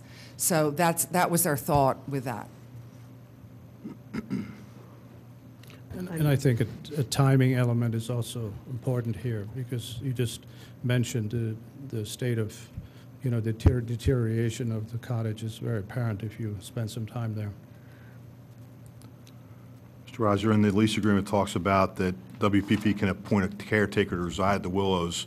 Does the township get to approve that person, which I don't think is written in the lease agreement, number one? Number two is, what about rent from that person? Where would that accrue to? Would that accrue to your group or to the township? Yeah, to us, and we have to have the renovation complete to a certain extent to allow living on the third floor, for example, with a caretaker. I guess there was a previous example where someone lived there in the Willows. I don't know the details, but that's so. At that point, it should be a good rationale to have someone there all the time. But the township doesn't get to approve who that person is. Well, we will certainly discuss it with them. But I mean, if they have a suggestion or a proposal, I mean, I'm sure we'll work that out. Yeah. No, we have to abide to the guidelines and legal aspects. And what do you have built into your financial projections with regard to reserve funds for expenses that come along, whether it's sewer line, water lines, elevator issues, things like that? Well, we have a discussion on those very critical points with the township now as well, and try to establish the status of sewer lines, electrical lines, and so forth, and that's currently ongoing. And we will discuss that in terms of how that can be handled. Ultimately, we hope to have an endowment in place that can cover, those kinds of events. But, the starting point is that we have a viable sewer line and a viable electric line in the beginning if we're going to invest this kind of money in the mansion itself. So those are very important ongoing discussions. Couple questions. Please. I think this is a great example of what is happening, around the country is a partnership between municipality, school districts, and a private industry. Even though you're a nonprofit, and part of what has made the Radnor Park system, and I'm not really talking about the lease now, it's really more conceptual, that has really given rise to a fantastic park and recreation program, is the partnerships that Tammy has been able to establish with other organizations. I view this as another opportunity for the Parks Department, once they straighten the lease out, for us to have another partner and to be able to offer more things to the people of Radnor Township than are currently available to us, such as your educational programs, and such as you said about possibly the watershed program at the cottage. And I can agree with the fact that I can understand the first refusal of the cottage, because the fact that somebody else comes in there could change the complexion of the cottage, and they'll be driving past going up to you. So I would like to see it somewhat compatible. So I see this as an opportunity for us to move forward. Now, a couple of things I would just like to kind of clear up. If the restrooms would be open during the day, will the facility be open during the day? Will there be township or staff in there for people to be able to come in and out? Yeah. That kind of information. The interaction of the public with that building. The restrooms will be open during the day until closing hours or whatever, open to the public. The public can, the way the plan is evolving, public can use the facilities you know, you can come and read your paper, have coffee, and watch the pond, if you will. So all of those things are open. That's the intent. The intent would be the building would be open, not Yes. just you'd be out the building, but would there be? The would there first s- floor facilities. Right, the first floor of the essentially facilities. is what but we're talking about do- here. Do right. you expect to have it staffed? Well, I mean, staffed only, if we have events, we certainly, that has to be managed, right, in terms of staff. But we haven't gotten to the point of whether we have an ongoing coffee machine there or something like that, right? Right. I'm just looking at it from a citizen standpoint, that if I want to go to the park and I want to use the restroom and I want to go inside of the building, that whether or not it'll be accessible to the public, that's all. That would be my So question. basically, in the mansion plan, which is restoring the existing house, our plan, our intent is to take the solarium off, and the billiard room, which is that end room, that will become our existing pond view room for the time being. And on that end, we will have 2 public restrooms, and we intend to really have that closed off from the rest of the house. That will be opened dawn to dusk, as a lot of parks I know in Virginia happen to be.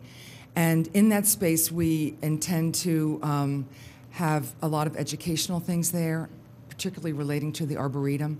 I know Sarah has great ideas in terms of educating the public and whatnot. And we imagine that to be kind of like a Starbucks cafe.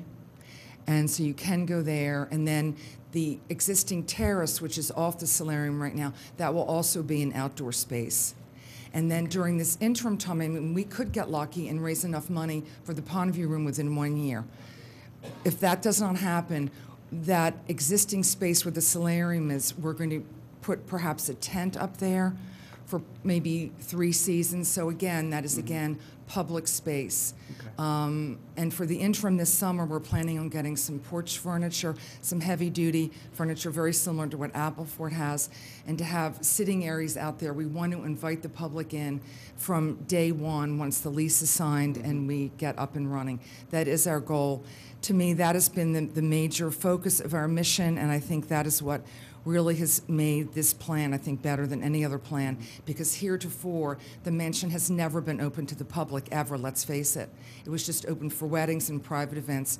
Now you can go there, you can, we'll have, you know, water bowls for dogs, we'll have it all. And as far as food goes, because we realize everyone likes to have some food and some enjoyment, we're considering the option of bringing in some food trucks that would be perched perhaps in the parking lot, and they would be accessible if people want to pick up a sandwich wrap or whatever for the initial part as soon as we get it up and running. So we've thought about a lot of these different elements, and we think we have a really good plan in place. Oh, very good, thank you. Now, I guess my other point would be, you had talked about, I know you're not in a 503 yet, but you have sent out, you have had discussions with possible donors, and can you not tell, I don't know, want to know who they are, but you've had positive discussions that you can see that preliminary. Can you describe that a little bit of how that went? I would say that we have had, I personally have had some discussions, Joe has as well, other members, and we're all reaching out to people that we know. It was going to be a very professional fundraising campaign that we intend to do, because certainly we all know with fundraising, you really raise the most within the first year. So that's our goal. Our goal obviously also is to create an endowment. Our goal would be to have an endowment of $2.5 million, and that would make us totally sustainable for many generations to come, and that certainly is our goal. And yes, we are reaching out to a lot of, one in particular is a tree company that I really am just about ready to land for major sponsorship, that they would be able to come in and actually map out the entire 47 acres and locate all the trees and do all that good stuff. So obviously with sponsorship, they also get a nice, you know, everyone loves the Willows, and everyone really wants to be involved. So I think we're not going to have trouble getting people to come on board. Okay. Now, those were my soft questions. Now we're very happy for some soft questions. Okay. So now I have one, and I think that's where this board is kind of looking at, where the township has to expend the 1.8 before.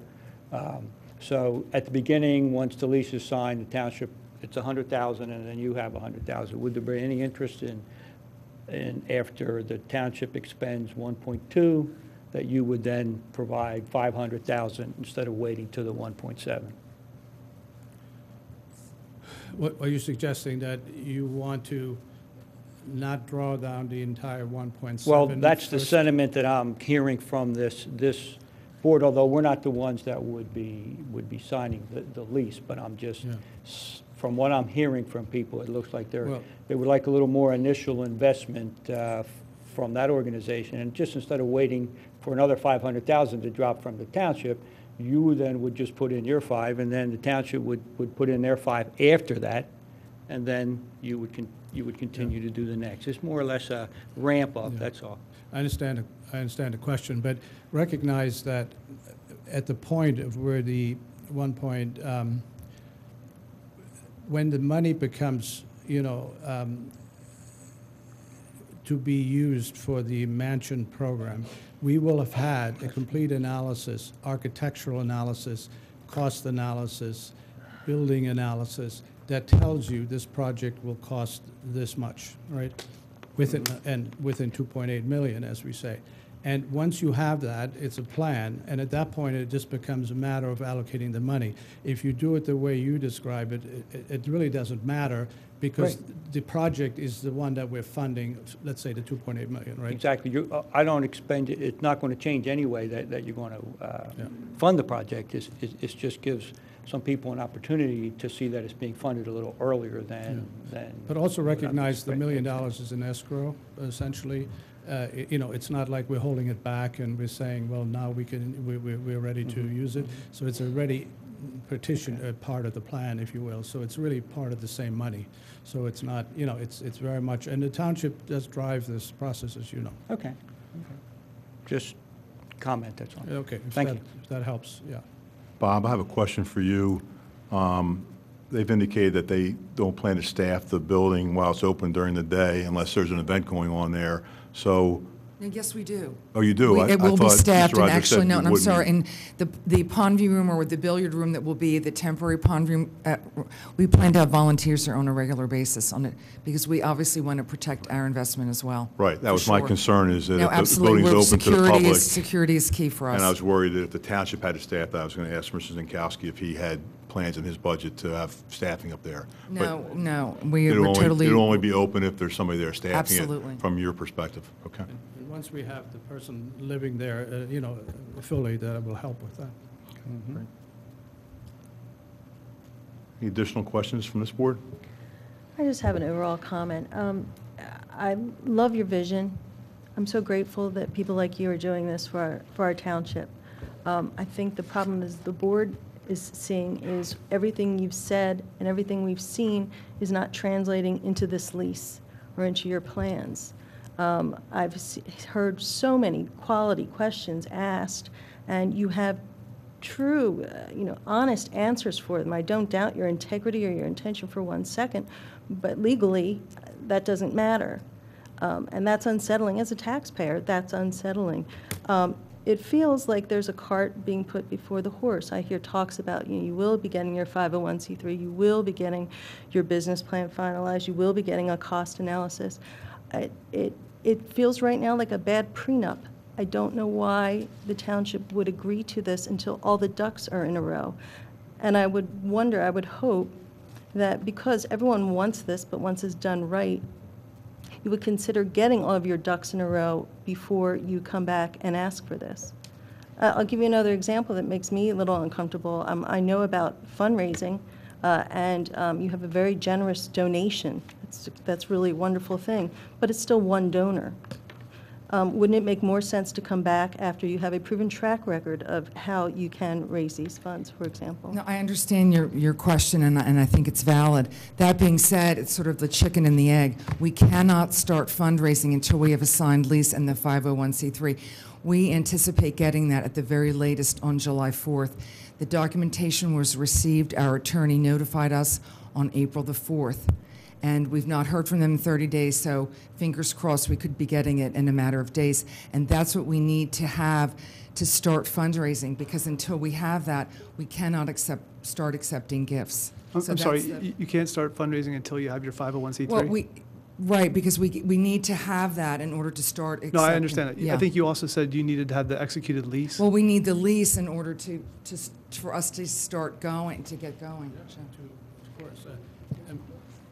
Remember, we have spent respectfully quite a bit of effort already to try to get this all lined up, and we've certainly spent money already, some from our own pockets, if you will, and we do need the lease as a legitimate basis of doing anything, if you will. If we don't have a lease, then I'm not sure what we can do. We need a 501c3 in order to fundraise, and the township has made that a milestone, rightfully so.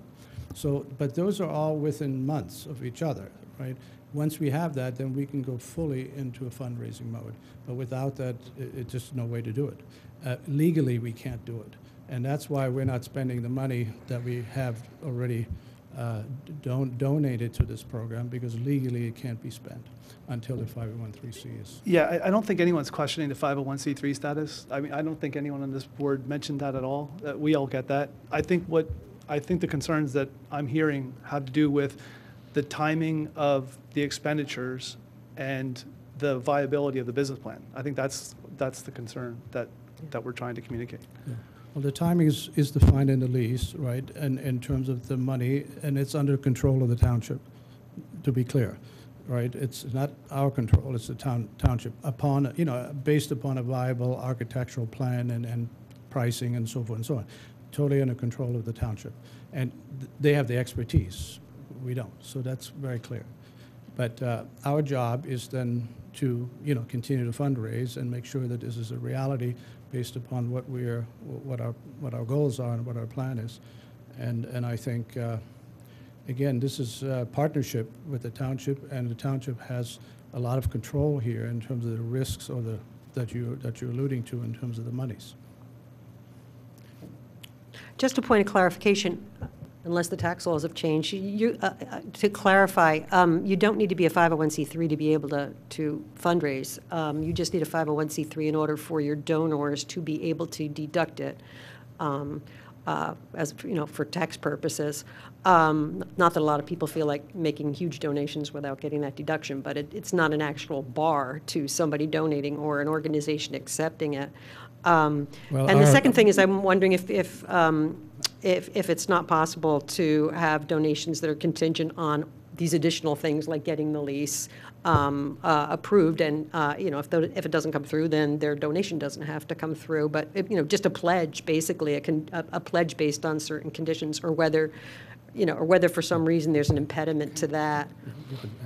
Well, first of all, according to our law firm, your first statement, I'm not a lawyer, so please don't hold me to it. According to them, that's not the case. We from a legal point of view, there's a questionable interpretation whether you can, in fact, accept any money until you're a 501c3. So that's the advice we're getting. And on that basis, but the bigger point, not a lawyer, so I'm just telling you, we're getting, maybe it's a conservative viewpoint, okay? But the second point is, a lot of donors donate on the basis that they can deduct the taxes on the file, and that drives a lot of the donations without question. And I bet you it's 90, I don't know, 98%. Well, certainly the larger ones, that's true. So that's really the reality, all right? I mean, perhaps legally you may be correct. I can't, we're getting perhaps, but I think we're getting good advice, conservative advice, and also our donor insists on that. He wants to make sure this is So I'm sorry, not to beat the dead horse. I apologize, but. Are you talking about me or? No, me. No. But I just want to, one more time. So I think what she's saying is that, notwithstanding the 501c3, is there an option here where you can go out and talk to people about your plan and get pledges? Not actually, I mean, you have $1 million donor right now who made a pledge, right? And you don't have a 501c3. So what's to stop you from doing the same thing to demonstrate that you can raise the additional money that's listed in this business plan here to fund this, so that we know that our 1.7 million is not going to be, I don't want to say wasted, because it's not wasted, right? It's an improvement, but you get the point. Yeah, I think that's unrealistic, given how we see the process working. Our donors' money is escrowed. However, it's protected by a legal pledge, but it's only manifest if we have a 501(c). That happened to be the threshold, right? So it is not usable at all in that context. And I bet you in most donors, we will be in that kind of situation. The second thing is, if we go out to a donor and say, we don't have a lease, we don't have a 501, okay, we have a lease, but we have a 501(c). It's a non-starter. It doesn't work, because the lease is what drives this whole program, and the support by the township drives the whole program, right? And that's really a key element, and why this program is where it is. It would have not happened in isolation of that. It's very, very important that that the decision by the township is this is a strategic decision. We either invest this kind of money for this reason and with this group in part, and over time, hopefully we will be financially unburdened, and we have a much better property and one that residents really can enjoy. So it's to me it comes down to that, and protecting the investment is always a valid point, and I don't disagree with that, but we constantly will minimize this risk, I think, by having a strong donation and future donations. We'll be very active in fundraising as soon as the lease is signed and the 501(c) is in place. Absolutely, there'll be an immediate activity on our part.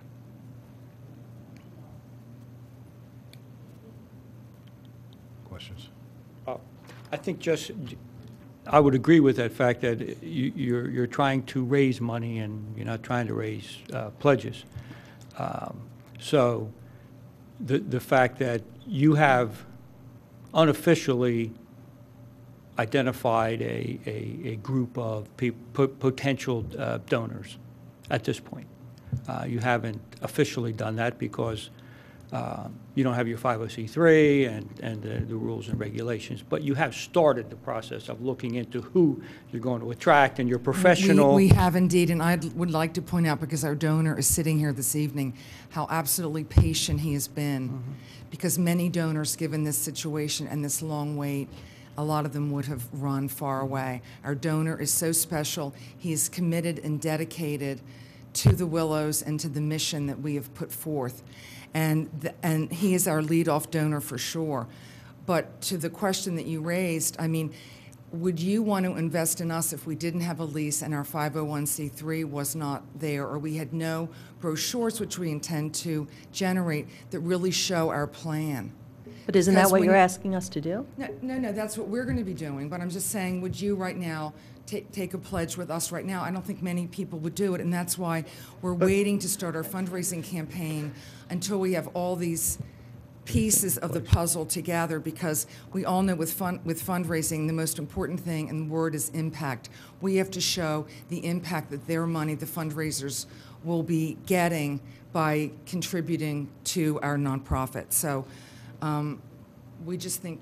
And you do have someone, it could be you, that is expertise in fundraising. You mean fundraising expertise? Yes, you do, Lots right? of it. We have good expertise. Okay. Yeah. I'm very confident of that part.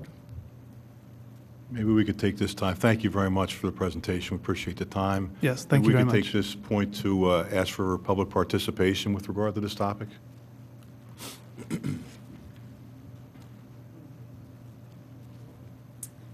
Hi, Jean Galley, 7th Ward.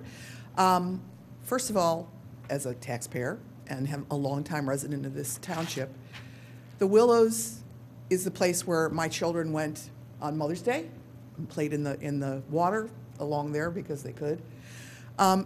It's a treasure that we've allowed to sit vacant for 8 years and basically just pay just enough to keep it from freezing its pipes, well, man, not even then, or having the roof fall in, or whatever. I mean, this is an asset, and a beautiful asset that absolutely needs to be preserved. And I know many of the people on their board. This is going to happen, folks. These are tenacious people who have the totally right intent on what this building should be. And from a personal point of view, We do a lot in this township for our children. I have nothing wrong with that. My kids had great times in softball and everything else. This building can be used for those of us that don't have kids anymore. We can have art shows. We lost the Christmas fair. That's gone. I mean, this is something that's for everybody, from the littlest to the oldest, the youngest to the oldest.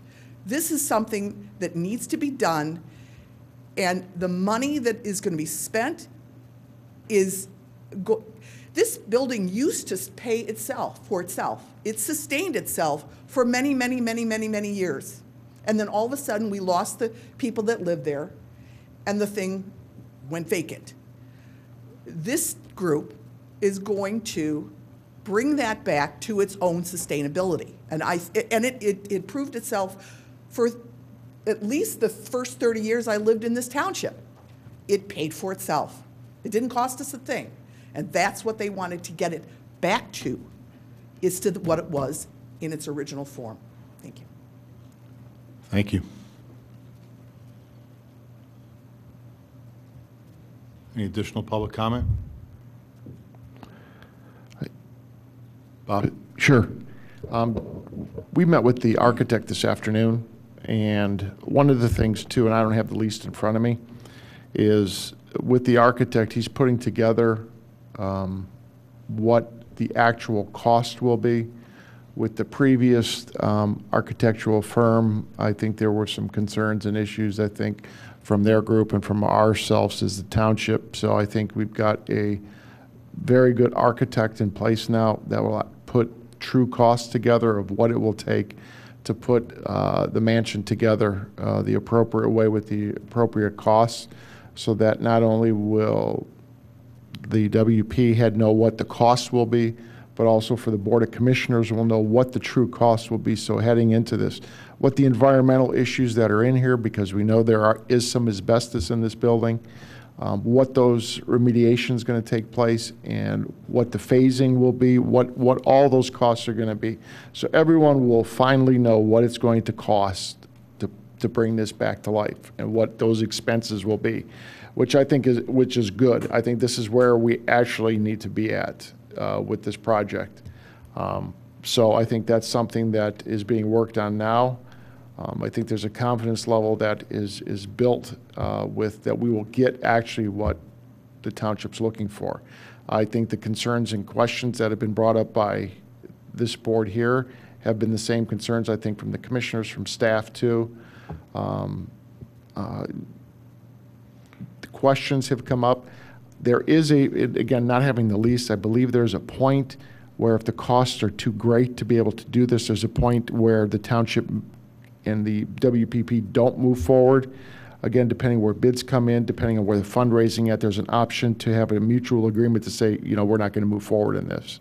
So I believe there is that stipulation that sits within the agreement to where we say you just can't make it work. Because again, at the end of the day, it could be 2 million, could be 3, could be 5, could be 6.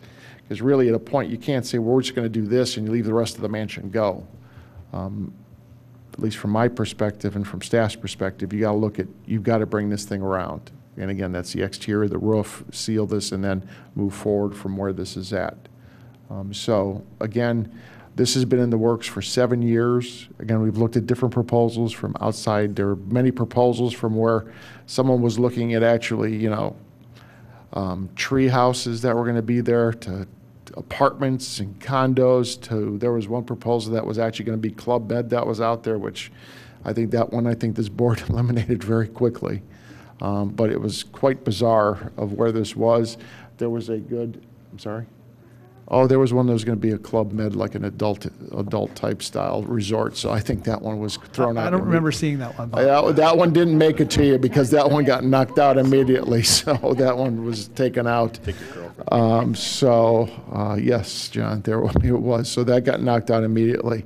I know from the aspect of how this was operated, it was a residential home that was never converted to a commercial use. And that was a major problem that we saw in this. Dividing of families, I guess if you're on the good family, you got to sit in one room. If you're on the bad family, you got pushed in another room. So I think that's one of the things that this group is looking at, is trying to make this of how you can make things flow, make it work, bring a lot of things up to code here of where it needs to go. And I think looking at the financials of where this was, again, I think people made things look a certain way to where, you know, it looked like it made money. And again, I think when you looked at the real dollars of where it was, it didn't do so well. So I think this is where now the real and true costs that everybody needs to know, what is this going to work at? And I think this is where the WPP, I think they're looking at this here too, of what they want to do. Again, we had proposals before where you had organizations that were going to invest their own money into it. We're going to return money back to the township, which I think you saw. I think you had 2 recommendations from 2 different organizations where I think it was a $5 million investment. There was another one with a $2 million investment. You had the nursery school that was going to make an investment into the property. So I think there were 3 groups you actually saw that were going to come in there. So I think, too, there were a lot that you've seen. So, and I think from this group, you know, the time you've put into this to try to get through this has been an interesting navigation of the process. But at the end of the day, I see from the Parks Board, you know, you want to do what's in the best interest of Radnor Township and the preservation of the parks, the history of part of this, but you've been left out of a big piece of this. So you're trying to catch up, what, a year of history within an hour and a half of time, which is a monumental task to try to do that. So there's a lot that's here for you to try to take and digest. And all the questions I think you have is a lot that I think the board still has going around and trying to do what's in the best interest of the township in the long term. So that's long for a short thing, so I apologize. Thanks, Bob. I guess maybe I'll speak first and then open it up to more conversation. I do think the plan, the intent is excellent, and the commitment that your group has put forth with regard to this Willows thing. I also appreciate your donor's intense passion for the property and his hanging through this whole process. Things move very slowly in government, as we all kind of learn. However, I'm very concerned about the risk to the township. I think this lease agreement is fully tilted to WPP, and I think it puts the township at risk in a time when we don't have the funds to really take that risk on. I worry about low-impact events like weddings and those happening during the high times, the Friday and Saturday nights when the public really has time to get out and use it. I worry about 100 cars going through there when people have a chance to use the Willows on nice weather. So for those reasons, I would not be in favor of recommending at this time to the Board of Commissioners that they move forward with this particular lease agreements. I would be in favor of further negotiations on this lease agreement to make it more protective of the township and the township finances. That's just my personal opinion of what I've seen, what I've read, and what I've seen so far.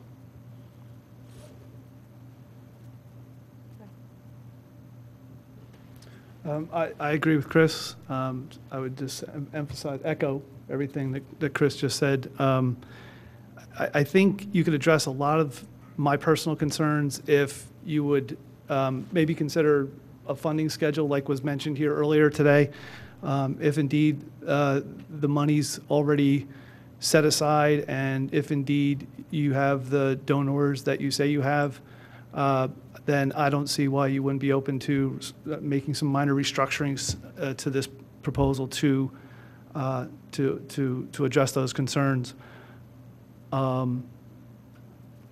And as far as Bob's comments about the other projects, I think that they're dead now, so there's not worth commenting on them. But I love the spirit of this. I love the idea of this. I love the net result of this. I do have concerns about the budgetary impact and the risk all being front-loaded to Radnor.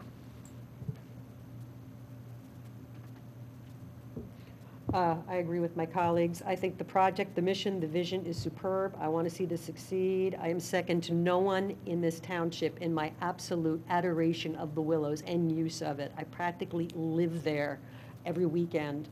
But this lease needs work.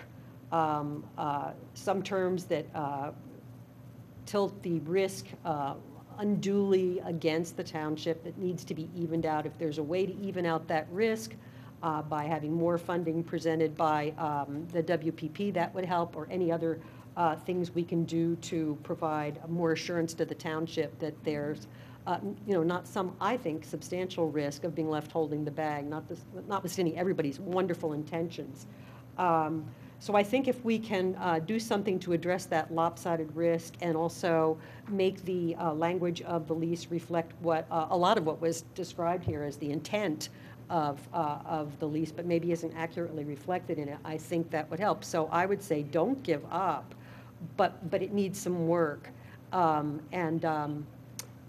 definitely to our principal donor, do not give up. This will happen, but possibly not with this lease. Thank you, Mary.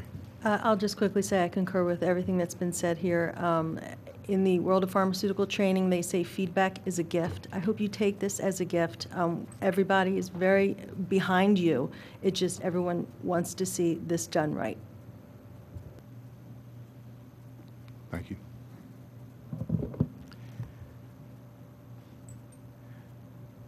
I see this a little, I guess, a little bit differently as the role that I would be playing here. On the school board, on the school board, I get confused on the Park and Recreation Board, okay? I'm looking at this more of an opportunity of how we can enrich the programs that we offer our community. And when I look at it in that way, I think that this is an opportunity that we shouldn't miss. This is something that should happen, and I have confidence in the group that is putting this together that it will happen. I will also agree, though, that I do think that the township commissioners will then have to weigh the lease, weigh in on it, and maybe change a few things that need to be negotiated. I really don't see that much that would have to be changed. I think we're moving forward, and the main question that I would have is what role are we, or what are the commissioners, what are they looking for from us with this? What's the ask from the commissioners? What do you want to come out of this meeting from us? That's what I would like to know. Well, I personally want to hear your recommendations. I would like you, over the next several days, over the weekend, try to jot down some bullet points for me on the specific areas you think. I mean, Bill Renfrey had a really good memo he sent to all of us. And then we can work with that. So you're looking for recommendations that are specific to the lease? Yes. To the lease, okay. So, well, I'm hearing no, you hear all the other stuff. Pretty much unanimity to the mission and the goals. Okay. So the lease is the thing that I hear most people struggling with. Right. Gotcha. So maybe what we'd like to do as a board this evening is make a recommendation to the Board of Commissioners with regard to their vote on Monday night on this lease agreement, and follow that up with bullet points to support that, which time is short, so I'm certainly happy if the board would like me to, in conjunction with Bill's email, which I thought was a good email, and with him being a lawyer, laid out some of the things that we've all talked about this evening. I'm happy to follow that up in a formal email to the President of the Board of Commissioners, but I think they'd probably, do we want to make a recommendation tonight, a formal recommendation with regard to this lease agreement, which is what we've been asked to do? And if so, does anybody have a recommendation they'd like to bring forward? Do you mean besides further negotiation? I don't, you know what I mean? It's very hard for me to say yay or nay, because I think the commissioners should be able to work this out. Now, with input from us, these are the things that we have issues with, and the rationale behind them accepting this responsibility. But I think they're looking for a formal commentary nay? from this body as to whether we support the lease agreement as drafted and first passed or not. And So is that what you, follow with that can with I comments. just, because I need to clarify this in my mind. Is that what you're looking for? Because if I look at this lease and with all the issues that have been explained to me, I would have to say no. But if I'm looking at giving you opportunities to tweak it, I would say yes. Yeah. So that's confusing to me.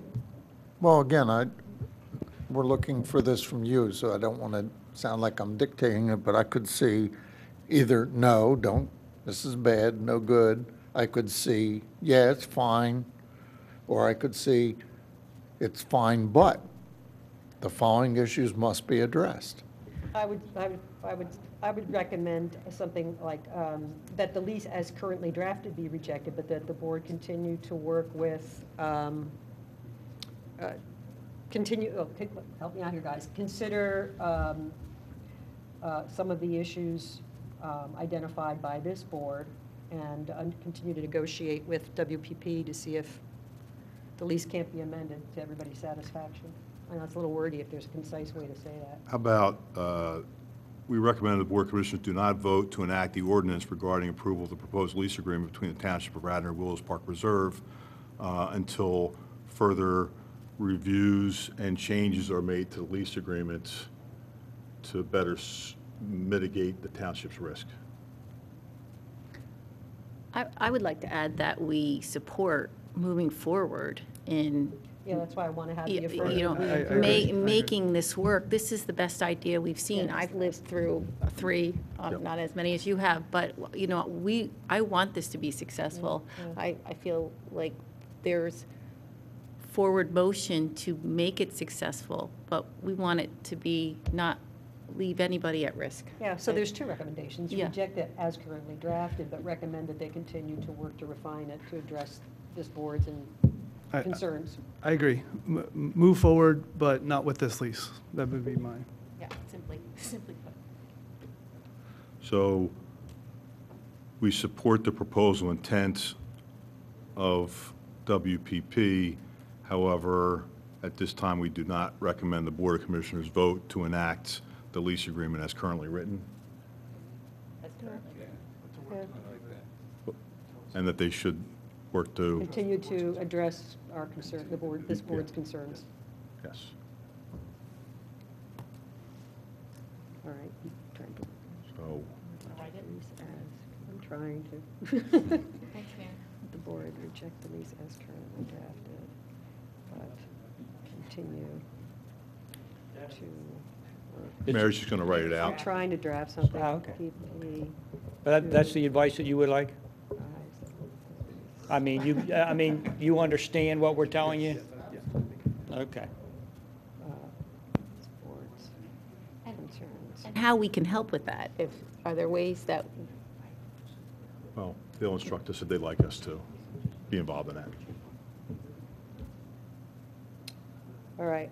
We may want to make this a little more positive, but I have the bare bones here. We recommend that the board reject the lease as currently drafted, but continue to work with the WPP to revise the lease to address the board's concerns. But I'd like to add something there that reflects something positive. start with the positive. We'd like Yeah. to move forward with supporting We support. We support the We proposal support intent. the proposal. The proposal and intent.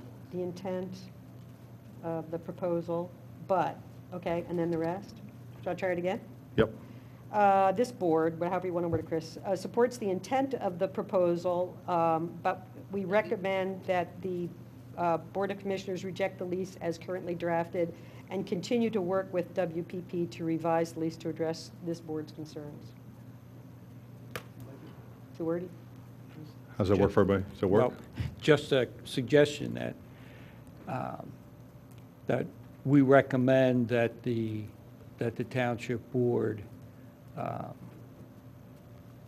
redraft the lease that they can then approve. Yeah, that was in there at the end. Yeah, But continue no, to work but with you them. actually said not to vote on it. Oh, I didn't. I Or said what did it continue to say? work with WPP to revise the lease to address the board's concerns. Okay, I guess that, yeah. that okay? Yeah, that's good. Close enough? Yes. Yeah? Mary, could you read it one more time Yeah, so yeah. we're all clear? Thank you. All right. We support the intent of the WPP's proposal, regarding the Willows Mansion, but recommend that the board reject the lease as currently drafted and continue to work with WPP to revise the lease to address this board's concerns.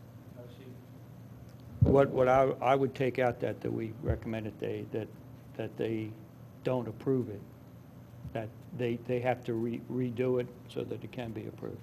Well, don't approve it at this time, That's what I'm saying. at this time. Do not approve, it sounds softer Do than not reject. apply, do not approve this one, Do work approve on it. The lease and- as currently written. Okay. The lease All is right. currently written. Recommend that the board decline to lease, or decline, I think it was good the way it was. Yeah, I didn't quite understand. not approve, not approve the lease as currently drafted, but continue to work with the WPP to revise the lease to address this board's concerns. Yeah. It's good. All right? Yep. One more time? No? I think we're Okay. good. Okay. I'll write it in. Okay. Any other discussion on this? I would just like to thank everyone involved. I think in the future, one of the pieces that we try to work on the school board is continuous improvement. And I think as a board, I would like to see us, as we move forward, become engaged in these topics and issues earlier. That said, thank everyone involved with this. Great. Would have made the process a lot easier, I think. I agree. Mr. Chairman, if I may, do you mind? Yes. I'm not normally on this committee, so I thank you all for letting me come, and I just wanted to, hear the conversation. I wanted to see, again, the presentation.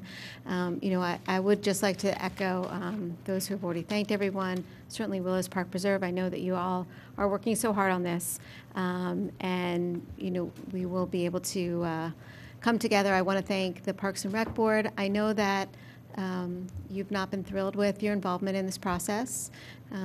Chris, you and I have had several conversations with regards to this, and I believe that what we were trying to do is engage and involve now at a point where maybe you weren't engaged and involved prior. And we are. I am grateful for your participation. I am grateful for your thoughtful consideration. I've got 2 pages of notes here myself. So I believe this is the way the committee structure should be functioning and working to help advise the Board of Commissioners. And I appreciate your time, so thank you very much. Thank you, Lisa. All in favor of the recommendation as drafted and read by Mary? Raise your hand. Okay, passes 7-0. Thank you. Thank you for the time you spent preparing for us tonight. Okay. Next on our agenda, I just wanted to make sure that everybody on our board was aware that the Board of Commissioners on Resolution 2018-46 voted to ban the installation or use of cell towers in all parks. And I just want to make sure that was at, I guess, their most recent meeting. And I just want to make sure everybody on this board was aware of that. No need for any discussion. It's an ordinance been passed, but it's something that's been a topic for this board for many years and important to us with regard to our consideration of safety in our parks and our trails and improving our parks and trails and inviting people on those parks and trails, but keeping them safe. And so this kind of impacts what we've always been about here, and I just want to make sure that we were all aware of that. So unless anybody wants to add something to that, I just wanted to have that on the agenda to make you guys know what was voted on. I just have a quick question. You said is it an ordinance, or this document says it's a resolution? It's a resolution, not an ordinance. Okay, I stand corrected. Thank you. Just a question. So is this resolution, does it reflect how the board has felt in the past about this topic? The Board of Commissioners? This board here? This board? No, it does not. This board has frequently discussed over the years. It's been on our agenda 19 times over the last 5 years. I only know 19 because Tammy went back and reviewed everything for me. And we've been fairly consistent about saying that improvements to our parks and our trails is great and important, but if we're inviting people to come in and use those parks and trails and not protecting them via proper communications, emergency communications primarily, that's what was a non-starter for this board. That doesn't mean that has to be our position going forward, but it's been something that the board members who've been on this board for a while have kind of unanimously been in support of going along. Chris, I'd like to comment on that. One of the things along with this was direction that we separate the issue of emergency communications from cell towers, that they are truly two distinct issues, and that we ask our communications committee to look into the emergency communications and work with Delcom. And the special interest was that area over there, which we know is dead, but also the new trails that are being developed need access for emergencies. Mm-hmm. So. Great, thank you. Can I just jump in just a tiny bit? Sure. So, and I understand that they're separate, but we need to make sure that the people who are using our facilities, if there's an opportunity that they need to contact someone, they have to be able to contact 911. So is that what you're saying? We're looking to try to make sure that that can happen? Well, that's what we're asking our communications committee to identify for us. Whether you do it that way or whether you do it like you see along the highways with the telephone boxes. Right. Yeah, that's what our concern is. Yeah, It's and not- again, I was sensitive to your concern. That's why I asked that happen. Okay. All right. Thank you, John. Right. Great. All right, the next item is an update on the Emlyn-Tunnel Park Comfort Station project. Tammy's not here to give us background on that, so I'll just take a quick minute and try and summarize my understanding of it, although this has been recent for me as well. I wasn't aware of an issue. I wasn't aware that we were planning to put a comfort station up at Tunnel, and that was probably negligent on my part because I didn't look at the capital budget, which it was in the capital budget, so I missed that. But the township was moving forward on terms of speccing and ordering a building to put on the township's portion of the property. The township owns parts of the front of that property. The school district owns parts of the back of that property, which they lease to the township. I think I have this right. And there was some concern from some residents along Garrett Avenue about the placement of that comfort station. And since that time, I think that the township has put on hold the plans for that until additional discussions take place. I did have a phone call from the commissioner of that district, and his intention, I believe, and he's certainly welcome to comment on that, is to try and pull together a meeting of all the stakeholders, including the township, the school board, the board of commissioners, the Parks and Rec board, the residents, to have a conversation about that and try and discuss that. And Commissioner, I don't know if you want to comment on that, but again, I wanted to, make this board aware of the issue and the controversy that's up on it. I want to give the public that's here an opportunity to comment on that. I want to give the commissioner an opportunity to speak on it as well. Thank you very much. What I've seen is I've spoken to a lot of the different stakeholders. So I've spoken to some of the residents. I've gone there, knocked on doors to see where this would be put. I am a firm believer in preserving our open space, and I don't want an eyesore. Emlyn-Tunnel is its own finicky, tricky little animal because it is partially owned, obviously, by the school board as well as the township. So that's the big concern that I see. Is hopefully we could find space, work with each other, and find a better place for this. The problem that I have is the problem with the process. There is no formalized process that we have at this point. So instead of going from 0 to 60, we started at 60 miles an hour. So when you start at 60 miles an hour, everyone's spinning their heads trying to get organized, and this was put on a consent agenda. I did get concerns from some of the residents, and we pulled it off. We talked about it and handed it back to you. I want to hear what you say and what you guys say and bring a lot of the other parties and stakeholders involved in there. I mean, neighborhood input, it's important. I mean, it is absolutely important. You know, just speaking from myself, when you live in Garrett Hill in that area, we've seen projects, large projects. Sometimes they don't go so well when it comes to putting large structures in, when you have rainwater and stuff like that, as well as it being an eyesore. So what I would really kind of recommend, or what I would like to see, not recommend, because that's up to you. What I would like to see is a couple of things. Number one is some kind of joint, maybe not now, but in the future, where you have two commissioners, two school board members, maybe the township manager, as well as the school superintendent, where we can actually talk about these things that cross over different boards. So we could talk about Emlyn Tunnel because it is, and talk about maybe a land swap or something, because it's just too complicated, and especially when you try to do something like this. The other problem I see is that there's no formal line of communication. So where are we getting our information? Is it from here, from the Parks and Rec? Is it from the school board? Is it from the township? So we're having all this information disseminated, but it's not really, there's no formal chain. And that's upsetting because there's so much misinformation, where did you get it, and it causes a panic.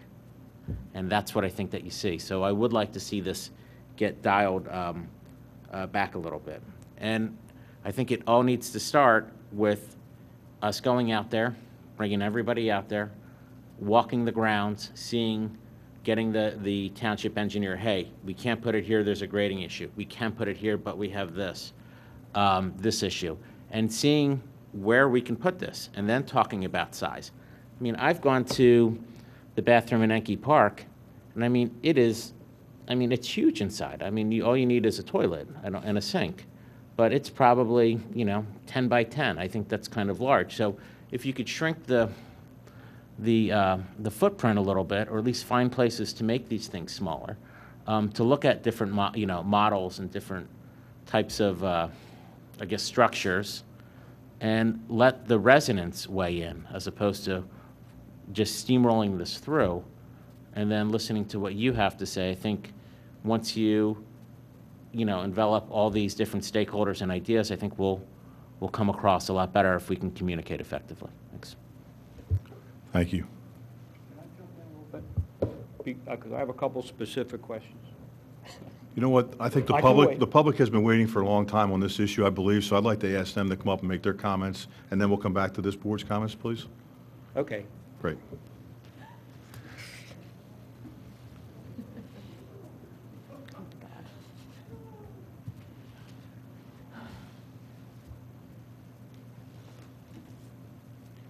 Good evening. Good evening. Do we have the overhead tonight? Can we have the overhead tonight? If not, I can hold up the pictures. Yep, there we go. Magic. Okay. Now here's the trick, because I can't see that with my glasses on and read what I have to say. So, oh, good. Oh, it's up.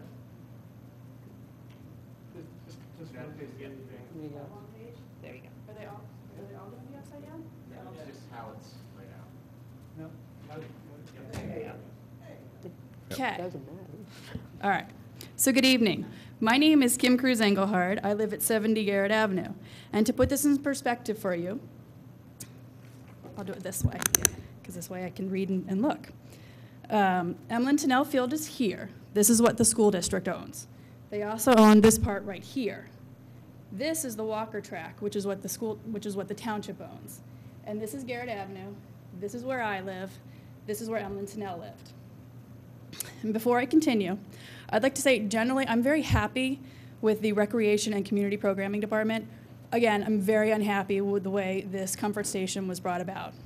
The whole process, the whole public being left out of it, very unhappy. But I'm going to show you a little history of the park through some pictures. So in 1953, the school district purchased this parcel of land known as Converse Field. Now it's known as Tunnel Field. They still own it today. That parcel of land is not currently under a formal lease agreement with the township, as we learned last week in your meeting. I think that's incorrect. We don't. You were correct. I have There a is a copy. lease. I have a copy of the lease agreement. Okay, so there is a lease. All right, we stand corrected. My son said it's fake news. It's all right, so we stand corrected. We need to look at that lease. So I've lived in my house for almost 25 years, or 23 years. When I moved into Nell Field was only one ball field, and at that time you really couldn't see Garrett Avenue because the house that was across the street from me was owned by a woman. So that's right. Okay, was owned by a woman named Betty. And her house was surrounded by a chain link fence that was covered with overgrown bushes and vines that blocked most of the view. Keep an eye on this purple tree. This is Betty's house. These bushes that you see right here are not my house. That's Betty's house. And those are all the bushes that were there. This tree right here is still in the park. Okay, this picture is from 1999. Okay, moving forward. This picture is from 2003, is in the back of Betty's property, right here. Again, the tree is right here. These trees are still here, and this is Tennell Park. This is a picture of Betty's house from the parking lot, and you'll notice the chain link fence is all there, and it's all surrounded with trees and stuff. In 2003, when the township bought the Walker track, as the property became to know, because that was Betty's last name, this is a picture of the house before it was demolished. The township had already cleared a lot of the bushes and vines, but that purple tree, which doesn't look so good doesn't look so purple in my picture, is still there. So after and these are a couple of pictures of the purple tree during demolition. So after the house was torn down and the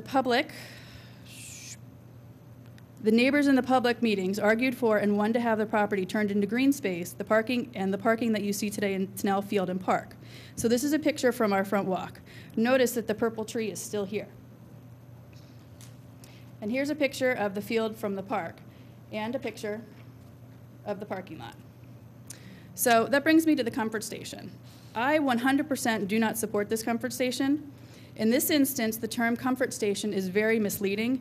It's not until you read the details of the proposal that you discover that it's really a concession stand and a storage area for the Radnor Wayne Little League with bathroom tagged on the end so the township will pay for it. I don't support giving them an opportunity to spread more trash around the park and the field, especially when it involves my tax dollars cleaning them up after them.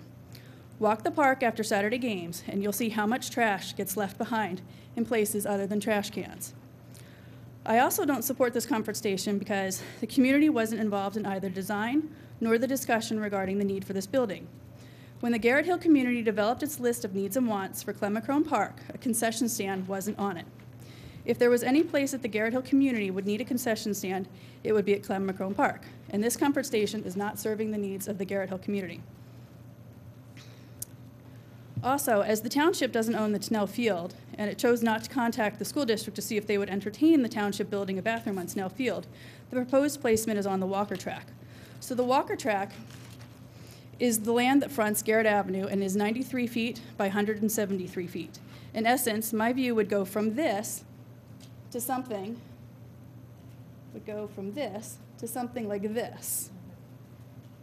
Or, as it was also suggested that they turn the comfort station around, it might go to something like this. And you'll notice that the purple tree that has been there since before 1999 has been gone. It's been replaced by an ugly, big building. The Garrett Hill community actually uses this space as green space. Kids climb that purple tree. I just used it this past Easter to hide Easter eggs. After the snowstorms, people have built snowmen there. They play there. They have snowball fights. People hang out and sunbathe there, and not just the college kids. People throw balls and frisbee there. They play with their dogs there. Last 4th of July, I danced with the mummers there. The Radnor Wayne Little League primarily uses Tennell Field. So why should we, the tax-paying residents of Garrett Hill, lose our only green space on this side of the tracks to the non-resident, non-tax-paying Radnor Wayne Little League? All for a building which portions will be closed about 5 to 6 months of the year, and others will be closed for about 9 months of the year for a private organization that does not pay taxes, doesn't live in the ward, doesn't use the space for their primary need. So giving up our green space is a lot to ask tax-paying residents to do for almost nothing in return. And every time we've asked the Radnor Wayne Little League to modify something at Tennell Field, we were told, oh no, we can't do that. Stagger the games. Oh no, we can't do that. Move the girls. Oh no, we can't do that. Tell the people to take the train to help out with the parking. Oh no, we can't do that. So it was suggested that a concession stand would be honoring Emlyn Tennell's memory. Really? The man played football and basketball and performed a water rescue of a fellow serviceman during World War II. Turning Tennell Field into a community swimming pool and giving free swimming lessons to kids of Garrett Hill, or turning one of the ball fields into a basketball court or a football field would be an honor to Mr. Tennell's memory, not a concession stand. Then there's the lack of prior performance. Never in the 23 years I've lived across the street from the field has the Radnor Wayne Little League set up a concession stand every Saturday during the softball season to sell snacks and water. If they haven't been previously willing to provide this service, why should my tax dollars be used to help them provide it now? I'll skip that one. Then there's the size of the building, 34 feet by 27 feet. That doesn't sound big if you live in Villanova, in one of the old Victorians, or if you live in Wayne in one of the old Victorians, or in Villanova in one of the McMansions. But a footprint of 34 feet by 27 feet in Garrett Hill is big.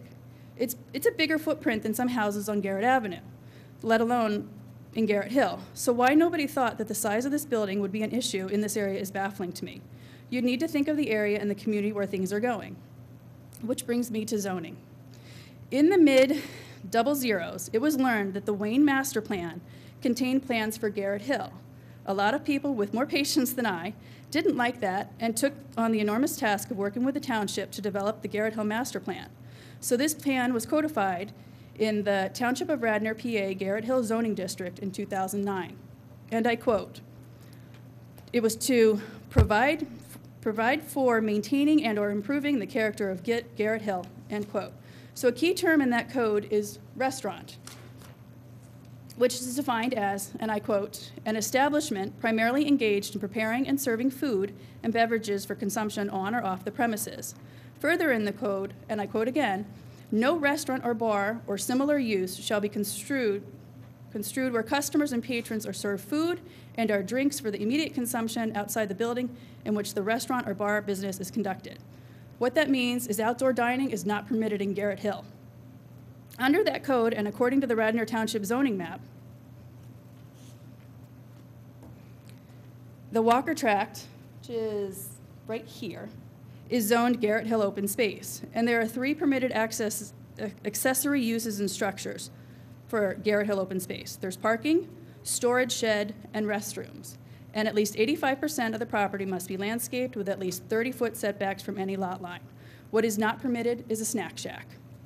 While I do agree that bathrooms are needed and a storage area, one smaller than the size of one of the bathrooms, could be accommodated, I believe it should go where the primary use is.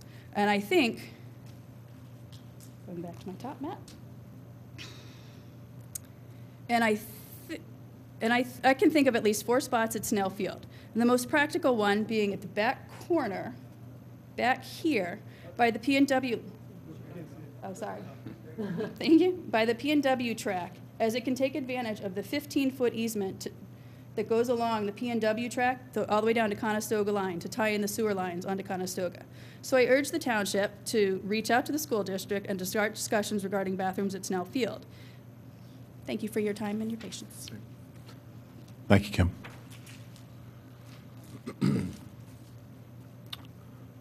So I think that gives us a good perspective. Any other public comment?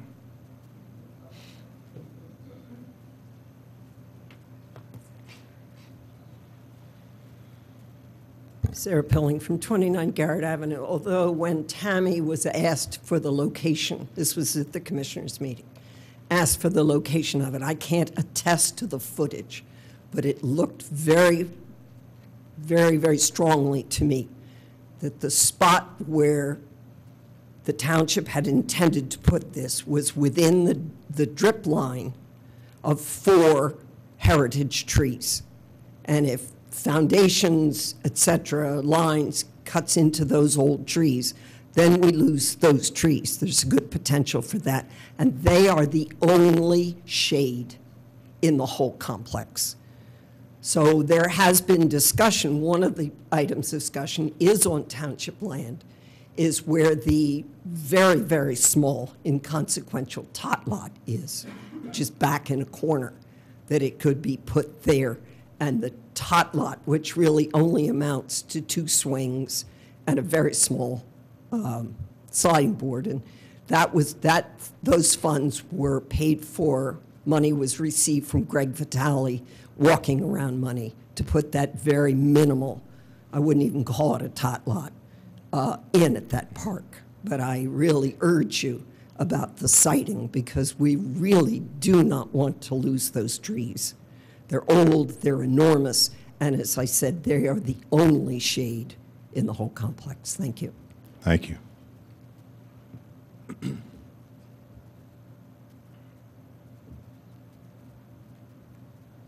Jane Galley, Garrett Hill, and Conestoga Village. For as long as I can remember, from when my kids were smaller, they were always talking about putting in some sort of bathrooms in Emlyn Tunnel, because it was where the girls played, and there were no bathrooms. It's not like you can go running in the bushes like boys can sometimes do. I don't believe anybody in all of those years that I've heard talk about putting in bathrooms thought that they were going to put up basically a 1-story ranch building, because in our area where we are, our lots are only anywhere from 50 to 75 feet wide. So if you're putting in 24 feet and 38 feet, you're putting in a house, basically, in that you're replacing that house again.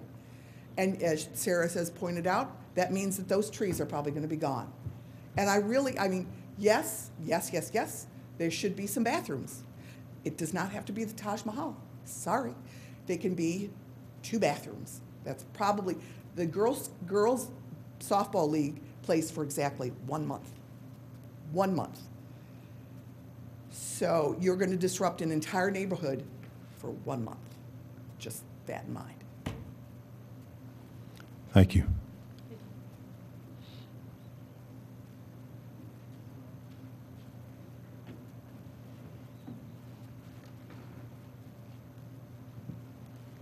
Good evening to the board.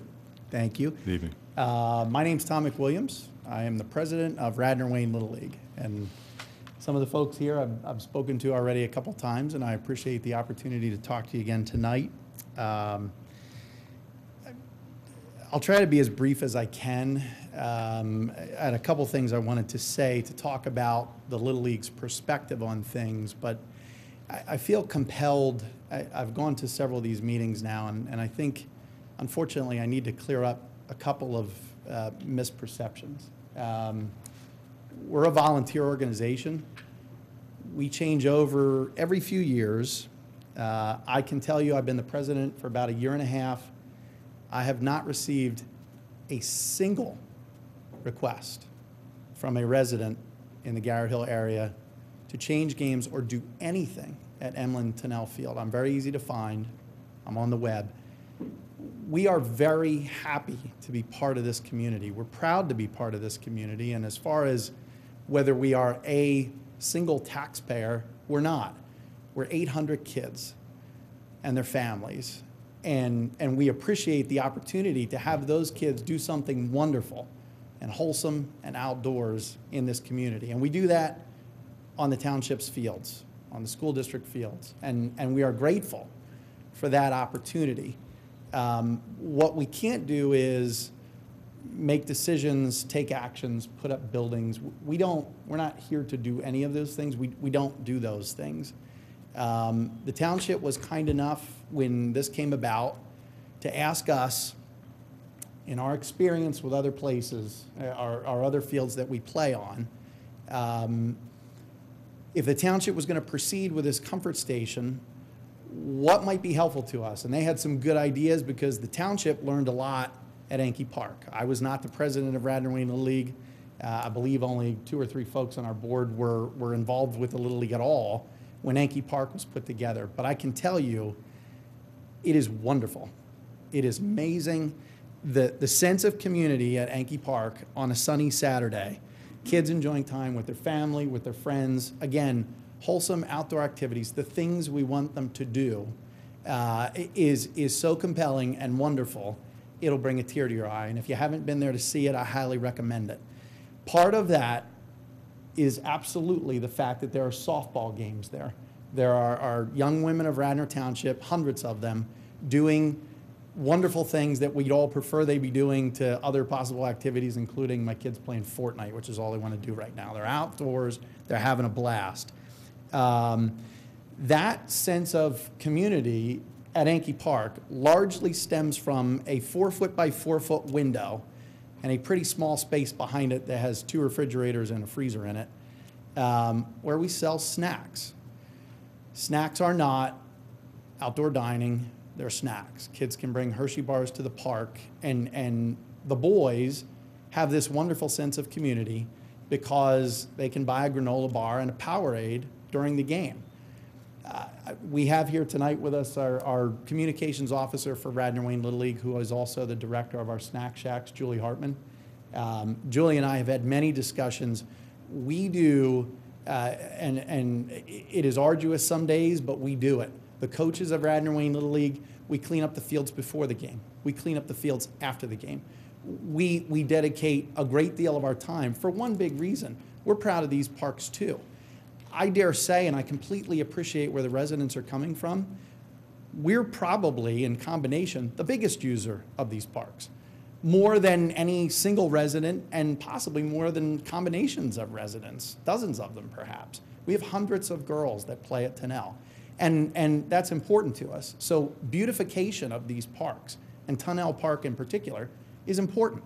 We don't want to do anything that would create more trash. And if it had happened at Yankee, we wouldn't want to do it anywhere else. Further to the beautification point,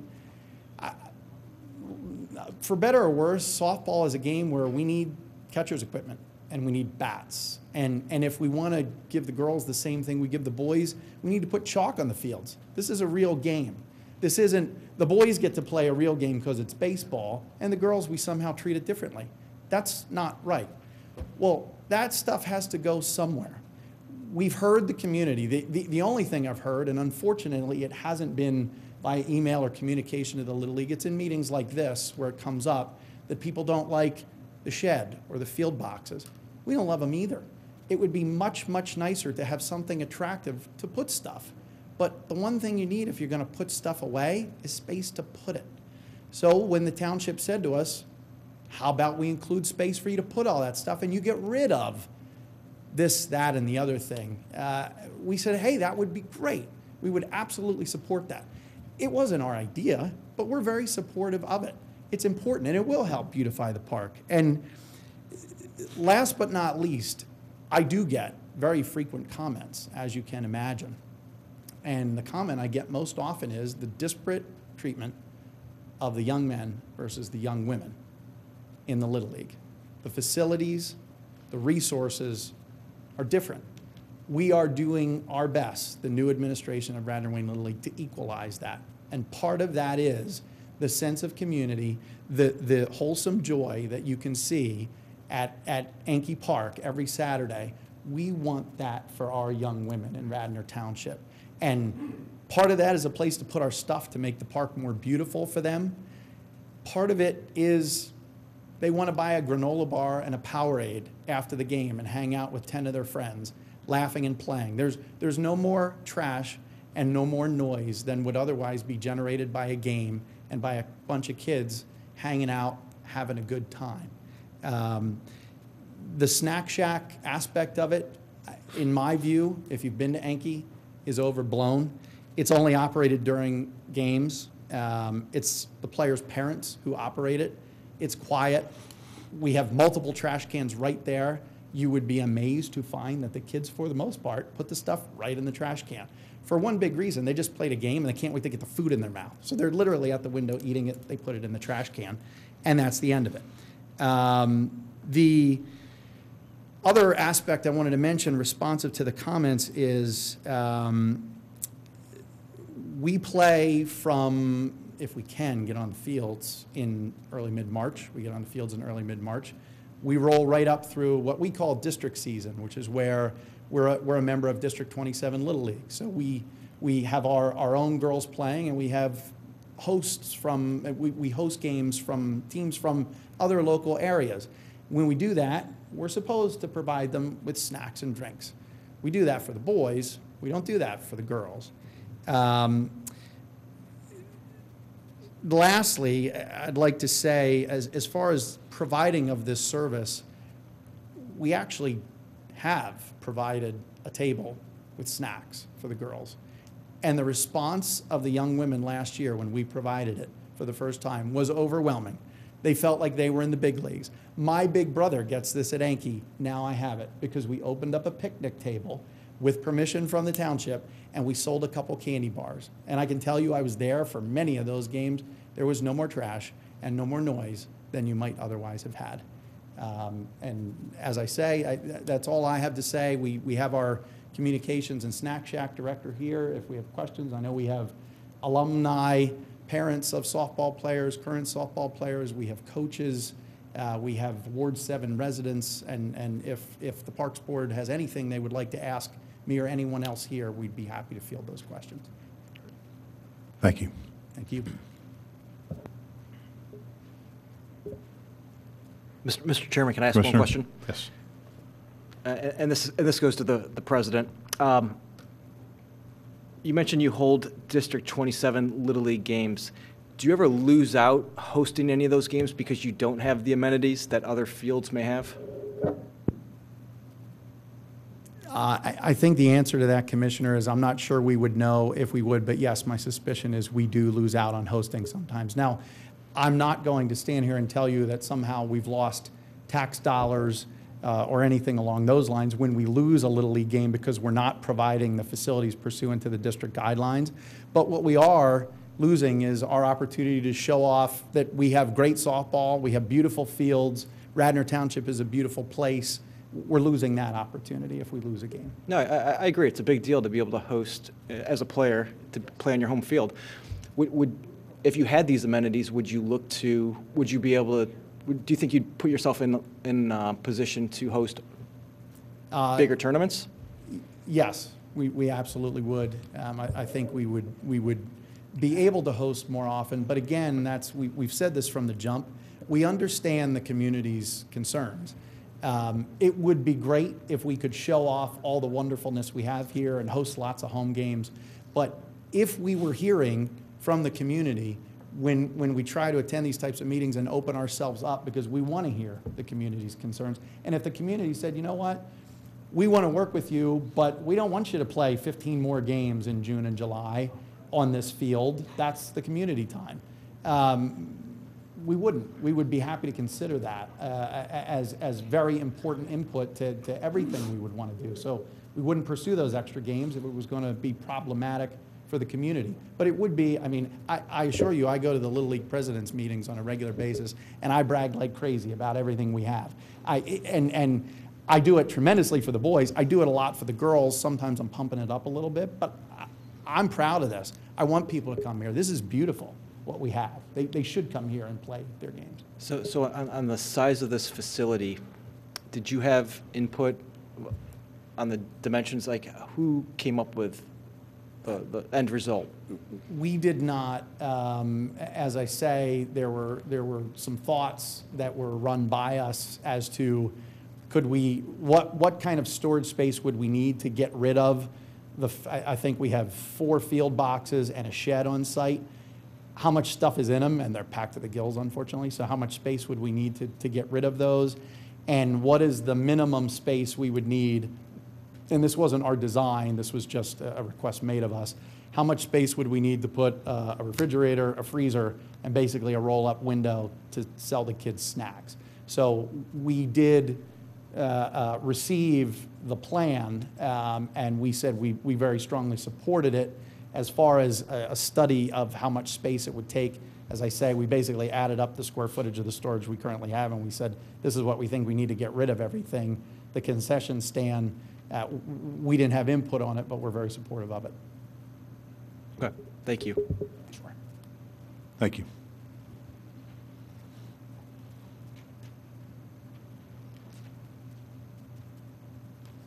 Hi, I live in Ward 7, and my daughter also plays softball.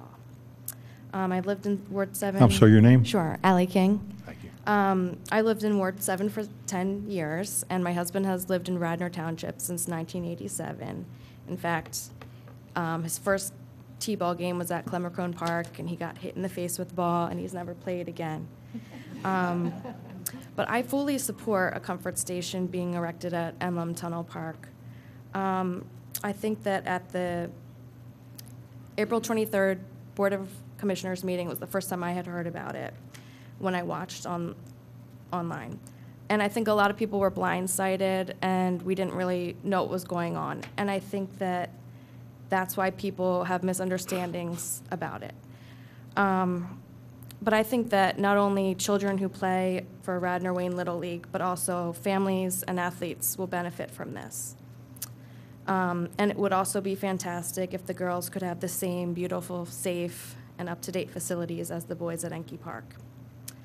I think that we do need a concession stand for these tournaments. You know, our girls need to be afforded the same thing that our boys have. It's not fair.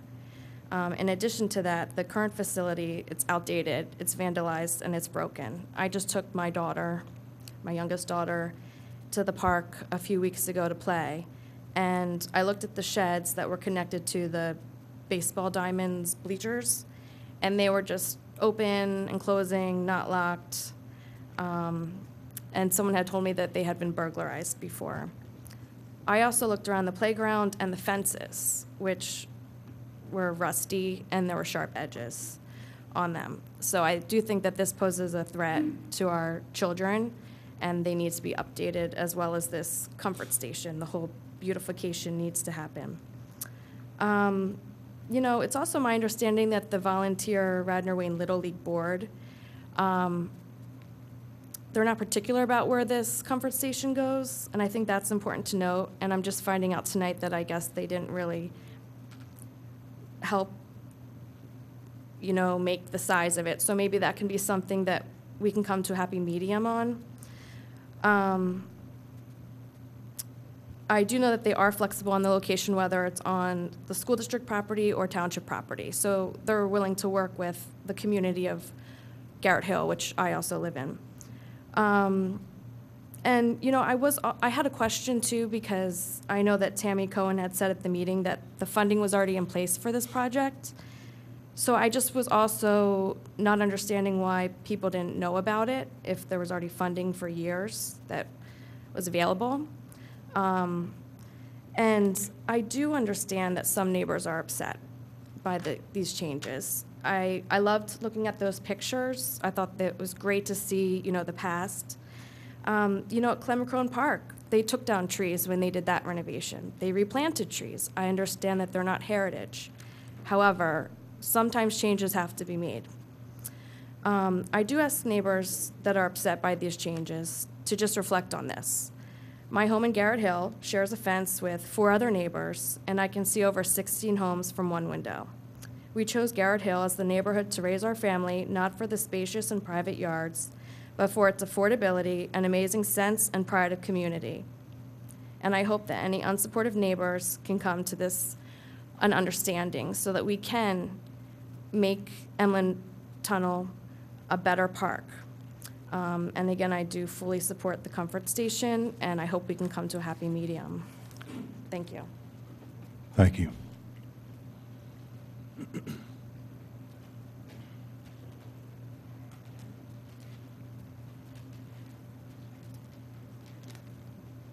Good evening. My name is Matt Chahulski. I am also a resident here in Garrett Hill, Ward 7. Lived here almost 20 years with my wife Joanne and my 2 boys, Caden and Matthew, 8 and 11. I moved here. I was an inner city Philly guy. Moved out here. Loved the park schools. That's what brought me to Radnor. I coach. I spend a lot of time at the parks and fields, cleaning up on cleaning days. I've actually stored equipment in my own home. I help in fundraising efforts with my volunteer friends over at Radnor Wayne Little League, ultimately to give back and provide a better place for my kids and kids to come. You know, people stood here before us with Clemacrone and Enke, and I applaud them. We have 2 beautiful facilities. Families are enjoying them. My job as a resident, as a volunteer, is to help the opposition here, the folks that are against what's going on, find some common ground, no pun intended, to give our kids, our girls, exactly what our boys enjoy. I've personally spoken to dozens of neighbors in Garrett Hill who live near me and who are for a comfort station, for storage, and quite frankly, not a restaurant, but something that would provide snacks that the kids should have and deserve.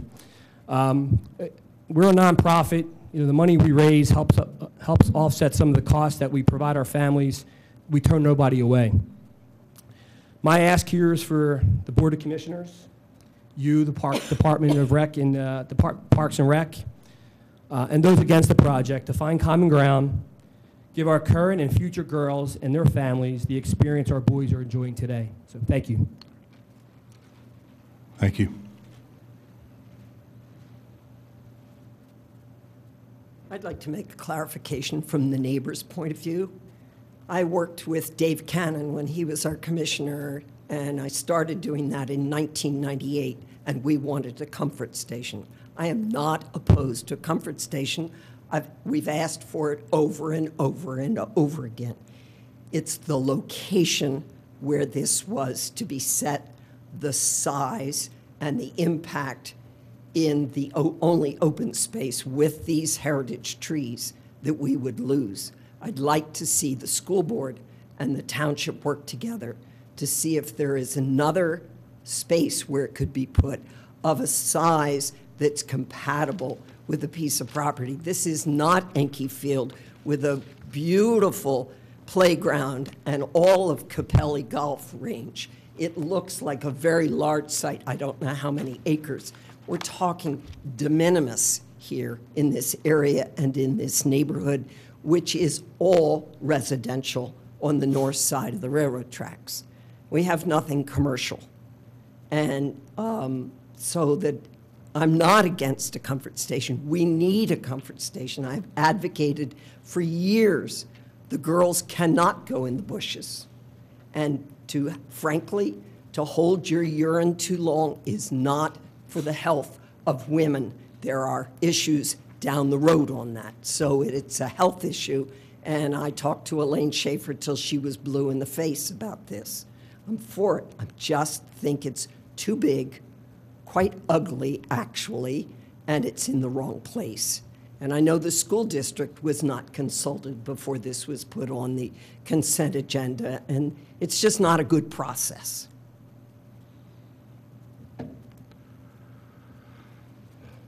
Yeah, back one more time real quick. I have 3 daughters. They all played softball. I love this, you know, this is mother apple pie and baseball, you know, the whole diet. I'm not against a comfort station. As Sarah said, it's the size, the fact that it just popped up on the consent agenda with like, surprise. It's the fact that when we were doing Clem McCone, we were in meetings for a year on what it's going to look like, where it's going to be, where the thing. I mean, there was a lot of input from everybody so that the end result was exactly what we thought it was going to be. This one was, as I said, a one-story ranch house being put right in the middle of this. There are, as it was pointed out, other spaces, which if the school district had known about it, we might have been able to talk about it. If everybody had been, all the stakeholders had been together, it would have been great. This would never have been even an issue. So, I mean, you guys probably didn't even know this was happening. Hello. So I think that's the problem. It's the fact that it's the size and scope, and the fact that it was not a good discussion among all the people that have a reason to want it. We want the girls to have I love my girls. I adore them. Where it is and the size of it, I think, is the basic problem. And that's, thank you. Thank you. Any more comment?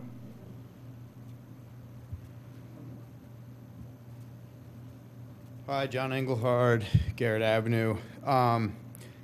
Just want to clear one thing up. Neither I nor my wife or any of our neighbors that I know are against Radnor Wayne Little League in any way. It's not about, you know, we love the kids, it's a wonderful thing. I coached, both my boys played for years in Radnor Wayne Little League. We had a great time. It was a really important part of their childhood. So nobody here is against Radnor Wayne Little League. Interestingly, you know, we brought snacks. One of the ways that the parents sort of bonded a little bit was to come up with a snack schedule. Who's bringing snacks next week? Someone brought oranges, someone brought chocolate, you know, and you never know what you're going to get, but that was sort of part of the experience. Went fine, wasn't an issue. I don't recall anybody ever having an issue. In fact, some parents said, no, don't bring snacks. They just used up this energy. This is good. We don't need to fill them full of sugar when that's done.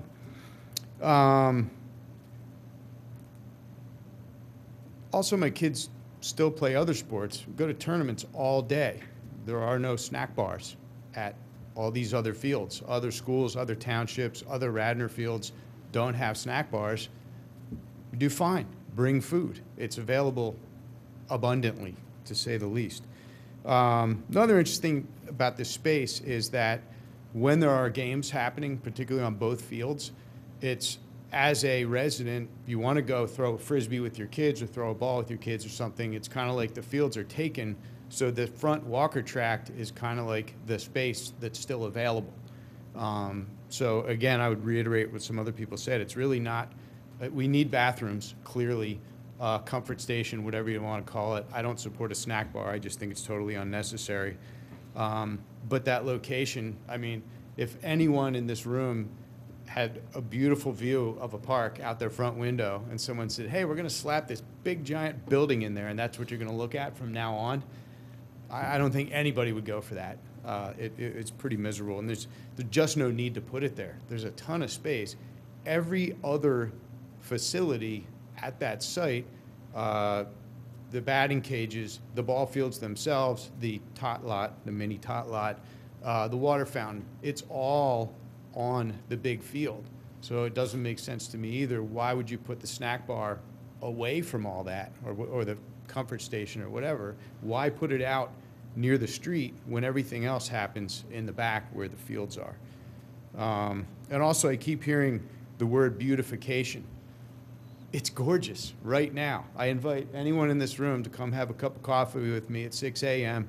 and look out over this gateway to this beautiful park. And for people driving by, even for non-residents, it just won't be as inviting. It won't be as beautiful. So to me, getting rid of heritage trees, trees that my kids have climbed in since they were little babies and stuff, and replacing it with a big building is not beautification. So thank you. Thanks, John.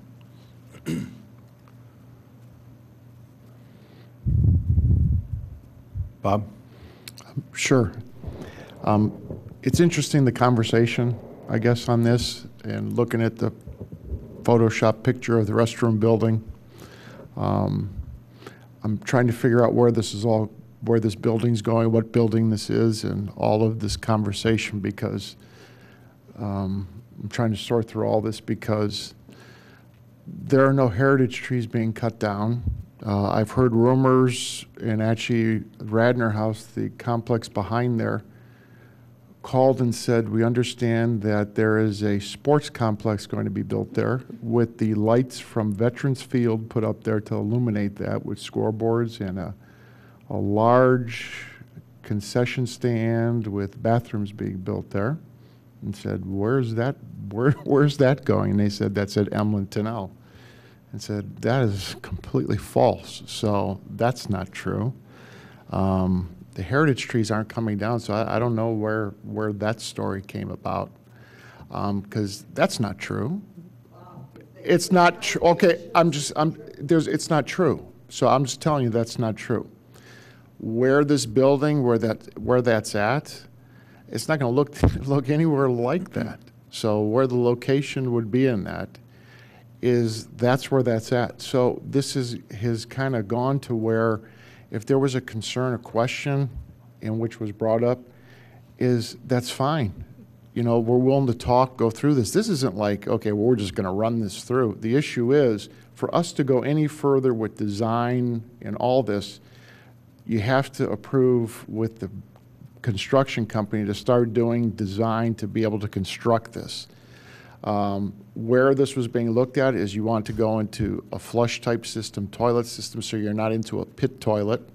When you compare to Clem-McCrone Park, it's night and day difference. Instead of having portable toilets out there that people knock over and spill that stink, that really parents, I've seen them say, don't go in there because it smells. Go over there in the woods or, you know, run around over the back to go to the bathroom.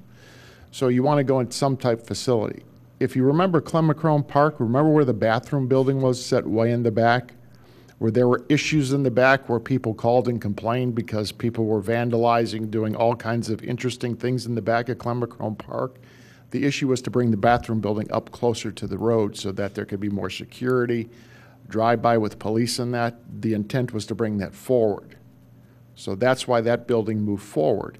It also grew bigger for storage so that the Garrett Hill Parade and that we could store some of their equipment in there annually for that event, which is working out, I think, good so far, which is great. That's what it should be there for. So I think from Little League for your storage in there, which I don't think is accommodating all of Little League storage, which I'm sure they would want that much bigger, but it can't be, to try to fit in that one area which is close to the parking lot.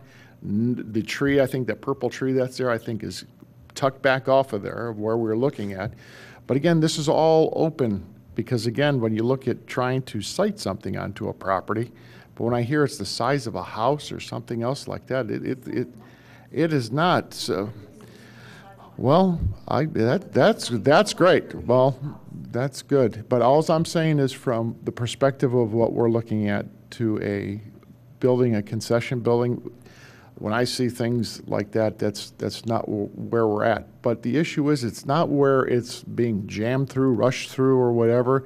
If there's responsibility for not getting the input or whatever else, that's, you know, I'll take responsibility for that. But the issue is if someone would have called and said, hey, we see this on the agenda, do you mind holding back on this or whatever? That'd have been fine, absolutely. And let's work through it. And to us now, there's no problem with that. We'll work through it. We'll go through design and all that. But I hear all this anger and I see this all of a sudden, all this where it is, hey, that's fine. We'll work through all this. And to me, this is all part of that process. But we have bond money. We've talked about a lot of these issues, and we look at, okay, here's a building. We've got to keep the process moving. So the natural part is now you've got to get the architect, because they're not going to go any more for free to say, okay, we're going to look at this, to start developing your plan a little more. They want to be paid something to say, or at least a commitment from the township to say, okay, we've got a purchase order, so now there's some interest in this, of how do we develop this more. Is there some potential property that we can look at with the schools? Sure we can. But the issue is you want to try to build something if you can on your own township property. Was there any way to try to avoid or rush or push?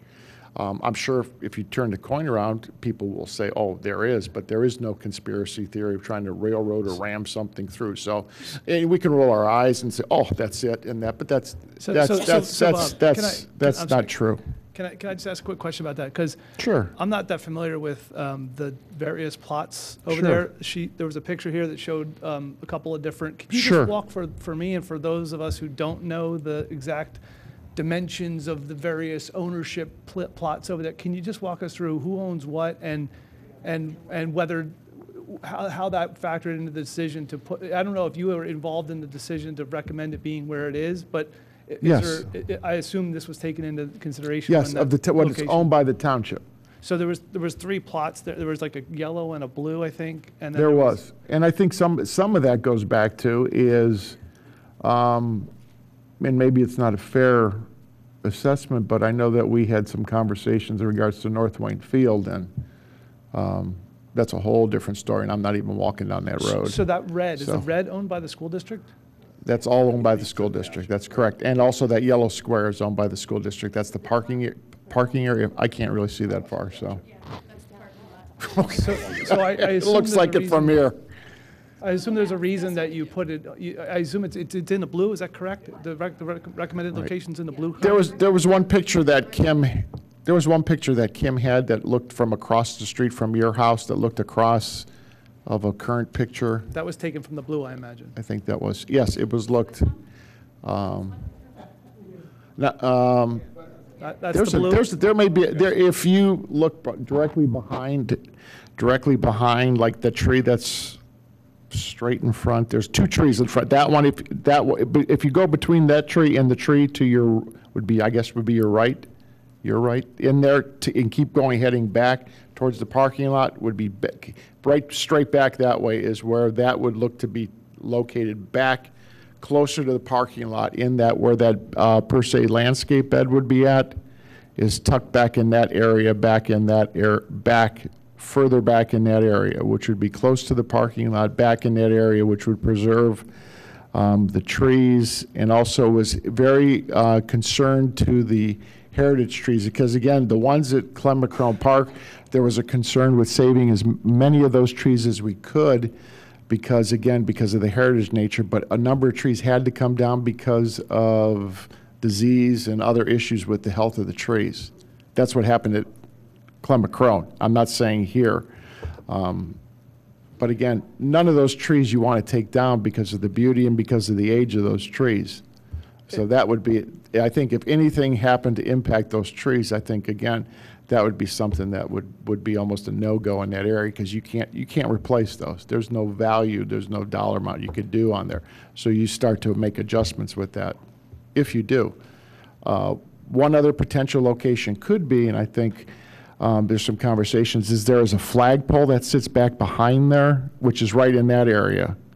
That is a potential for that building, which could go, because there's a grade elevation which drops it down behind, so from street view you can't see it, and it's tucked back in that area. So that would be another option that I believe at this time we're looking to see how we could hit the sanitary sewer line in that area.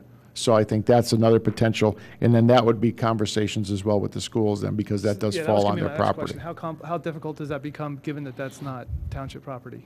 That would be then an agreement that we would have to have a conversation with the school district with. And I know I've had a number of conversations with Ken Batcher, and Ken's very good to work with. I know that we work together very well, and the administrations and the staffs work together very well with the school district. Please. Now, this goes back to a little while ago when I wanted to make a comment, because the two of us are here. We are elected school board officials, okay? And one of the purposes, and one of the main reasons why we're here is so that if you, the board, the commissioners would like to use something on our property, that's why we come to these meetings every time you have them. I try to get to every meeting that you guys have, okay? That said, once we do get this information, okay, we, the park board, will continue to discuss this with the neighbors, with the Little League, with the township. We can go back to the school board itself. We're school board members. And we can say, based on the conversations that we had, maybe this, and the park board says, this would be a good solution to this. Seems like the neighbors might like the location. It seems like the Little League would like it. The sewer easement, I think you can get to go down. You already have that goes along the side. Water might be, but somebody said you have a drinking fountain, so you know, it looks like it can all come together. And this is a process issue. And I think Sean over there had said something about getting commissioners, school board members, township manager. We're all here right now. That's, I think, what this board is, because the only properties that we own together, not really own together, but share, parks. So we can have these conversations officially here in front of the public. And I think maybe I can recommend then, if this board would be agreeable, if the schools would consider taking that area where the flagpole is as a possible scenario to have the restroom facility located on that site, if this board would so recommend for you to take back, because I know both of you are great to work with, so if this board would feel, you know, good to be able to do that, I think that would be a good, yeah, we can good entertain possibility. that, but the bigger picture, the bigger issue that I'd like to address is, it's much easier for us to do this proactively. Okay, so. I'm sorry, can I just interrupt here? So I think again, this conversation is now the township and the school board, and we need to incorporate the residents. You're totally, once again, kind of leaving them out of the equation, and this is not, well, okay. Oh, I think, But- well, I think what we've heard a lot here tonight So, from sure, what a lot has but I'm said, just so. saying we're looking at another location. The problem that I have, once again, is that we have no formal line of communication. I mean, who's running lead on this? Who is the liaison on this? Is it Bob? But we have to go through you once. So once again, like, I think that a lot of things can get lost in translation, as Bob said, that, the apartments are now saying it's this huge sports complex. So that's the big thing. It looks like that the residents would be agreeable if we move it somewhere else, and Radnor Wayne Little League would be agreeable, and hopefully we can look at grading issues and bring in our engineers and find a better place. But I think until, once again, we all get together and stop trying to micromanage it here and actually look at the lay of the land and say, yes, it goes here, and it's not going to be a perfect solution, but until we see what that lay of the land is and find out what the neighbors, what their objections are, we can find a better place. So once again, I don't want to go from, let's start at 0 and go to 60, but if you just say, hey, look at this area without bringing anybody in, that we're speeding up the process. I don't want to slow it down, so where we're looking at it where it's, it's going to be another year or two before this happens. But let's weigh all these opinions in at first, and then kind of funnel it in and then funnel it out. So Commissioner, can you, per your voicemail to me earlier this week, can you organize a meeting out there to invite all the stakeholders so that the neighbors have their say? Radnor Wayne Little League does well, and we have school board members who would be happy to be there. Absolutely. I'd be happy to be here. Yep. Anybody else on the Parks and Rec board? And it I'd be would happy to work with later next you. week. I'd be happy to work with you to coordinate that. That's however perfect. I love can. that. Thanks. But I think that makes the most sense at this point, is to get everybody out there at the agree. site, looking at it and having conversation, and then we can take the process from there. Yeah, I'll talk to you offline. We can figure it out. I have a suggestion from this board, from Parks and Rec Board. To me, it feels like we have every stakeholder in the room, pretty much, and we've heard a lot of great things, and I think this is really a place we can find that can work for everybody. I think we should make a suggestion or recommendation from this board to the Board of Commissioners that we move forward in the process of getting all that information, making some determination, and then coming back to the board with a compromise. Yeah, I'm fine with that. But so I'm trying to help you, Sean, with Commissioner Farry, with the top-down, bottom-up. Yeah. If we make a recommendation to you, the Board of Commissioners, that you move forward in collecting all this information so that you can make an informed decision on how best to move forward.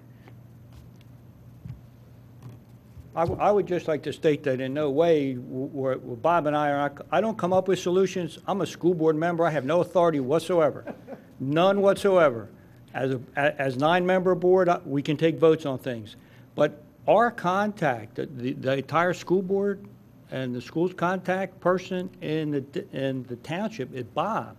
Bob's the one that is the connection between the school system and the township. He's the point man on whatever we're concerned with. And again, unfortunately, this is my opinion of it, but he would be the one. And I do agree that we need to enhance our communication efforts. Sure. But when we've placed things at the schools, I've been on the schools for 20-some years. We had to try to figure where to put the middle school. Believe me, I know how to get public input. I've spent hours and hours and hours getting public input because it's what's the right thing to do.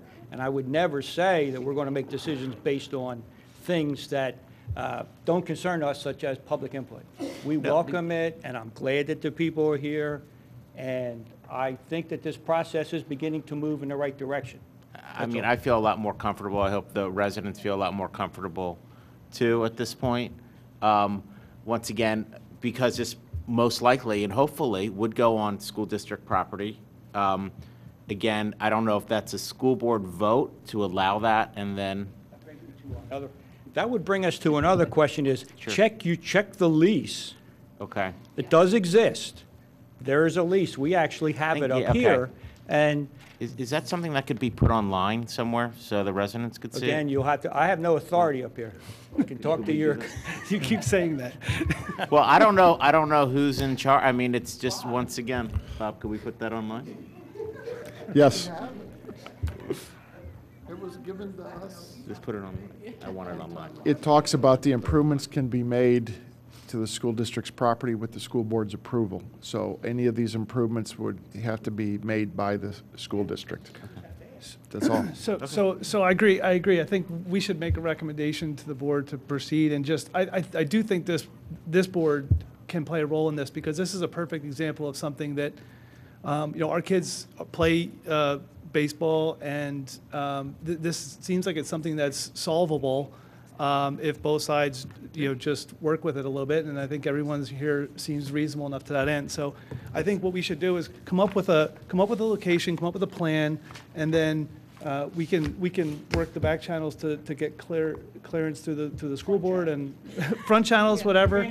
I'm just talking about getting the school board's approval of whatever the recommendation is. So that being said, I'm sympathetic to Tom and his organization, because my son plays in it, full disclosure. But we love Enki, and we love the even though we overdraw our account weekly, I think, down there. But it is, and hopefully we can find some way to do this. That I agree with your concern about the trees. I think that's a very legitimate concern, and so hopefully we can find a way to to circumvent those issues.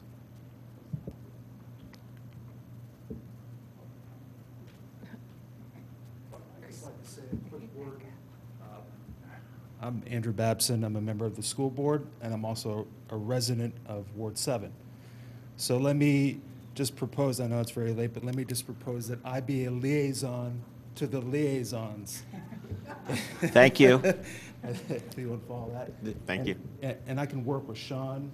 I'd love to be part of that meeting that you proposed. Again, just to act as both a resident of Ward 7, someone who walks through this park a couple times a week on the way to the train station. It's been very informative for me to hear from all of you tonight.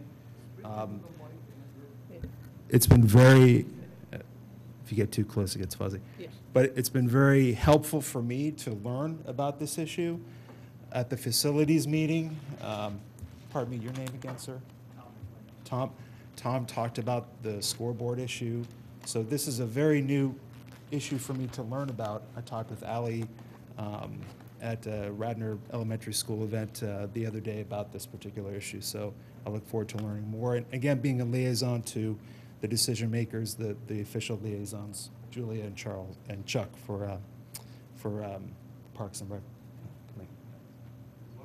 Thank you. So I think we're all in agreement to move this to the next meeting where we get all stakeholders together and have consideration about it, and then bring it back to this board.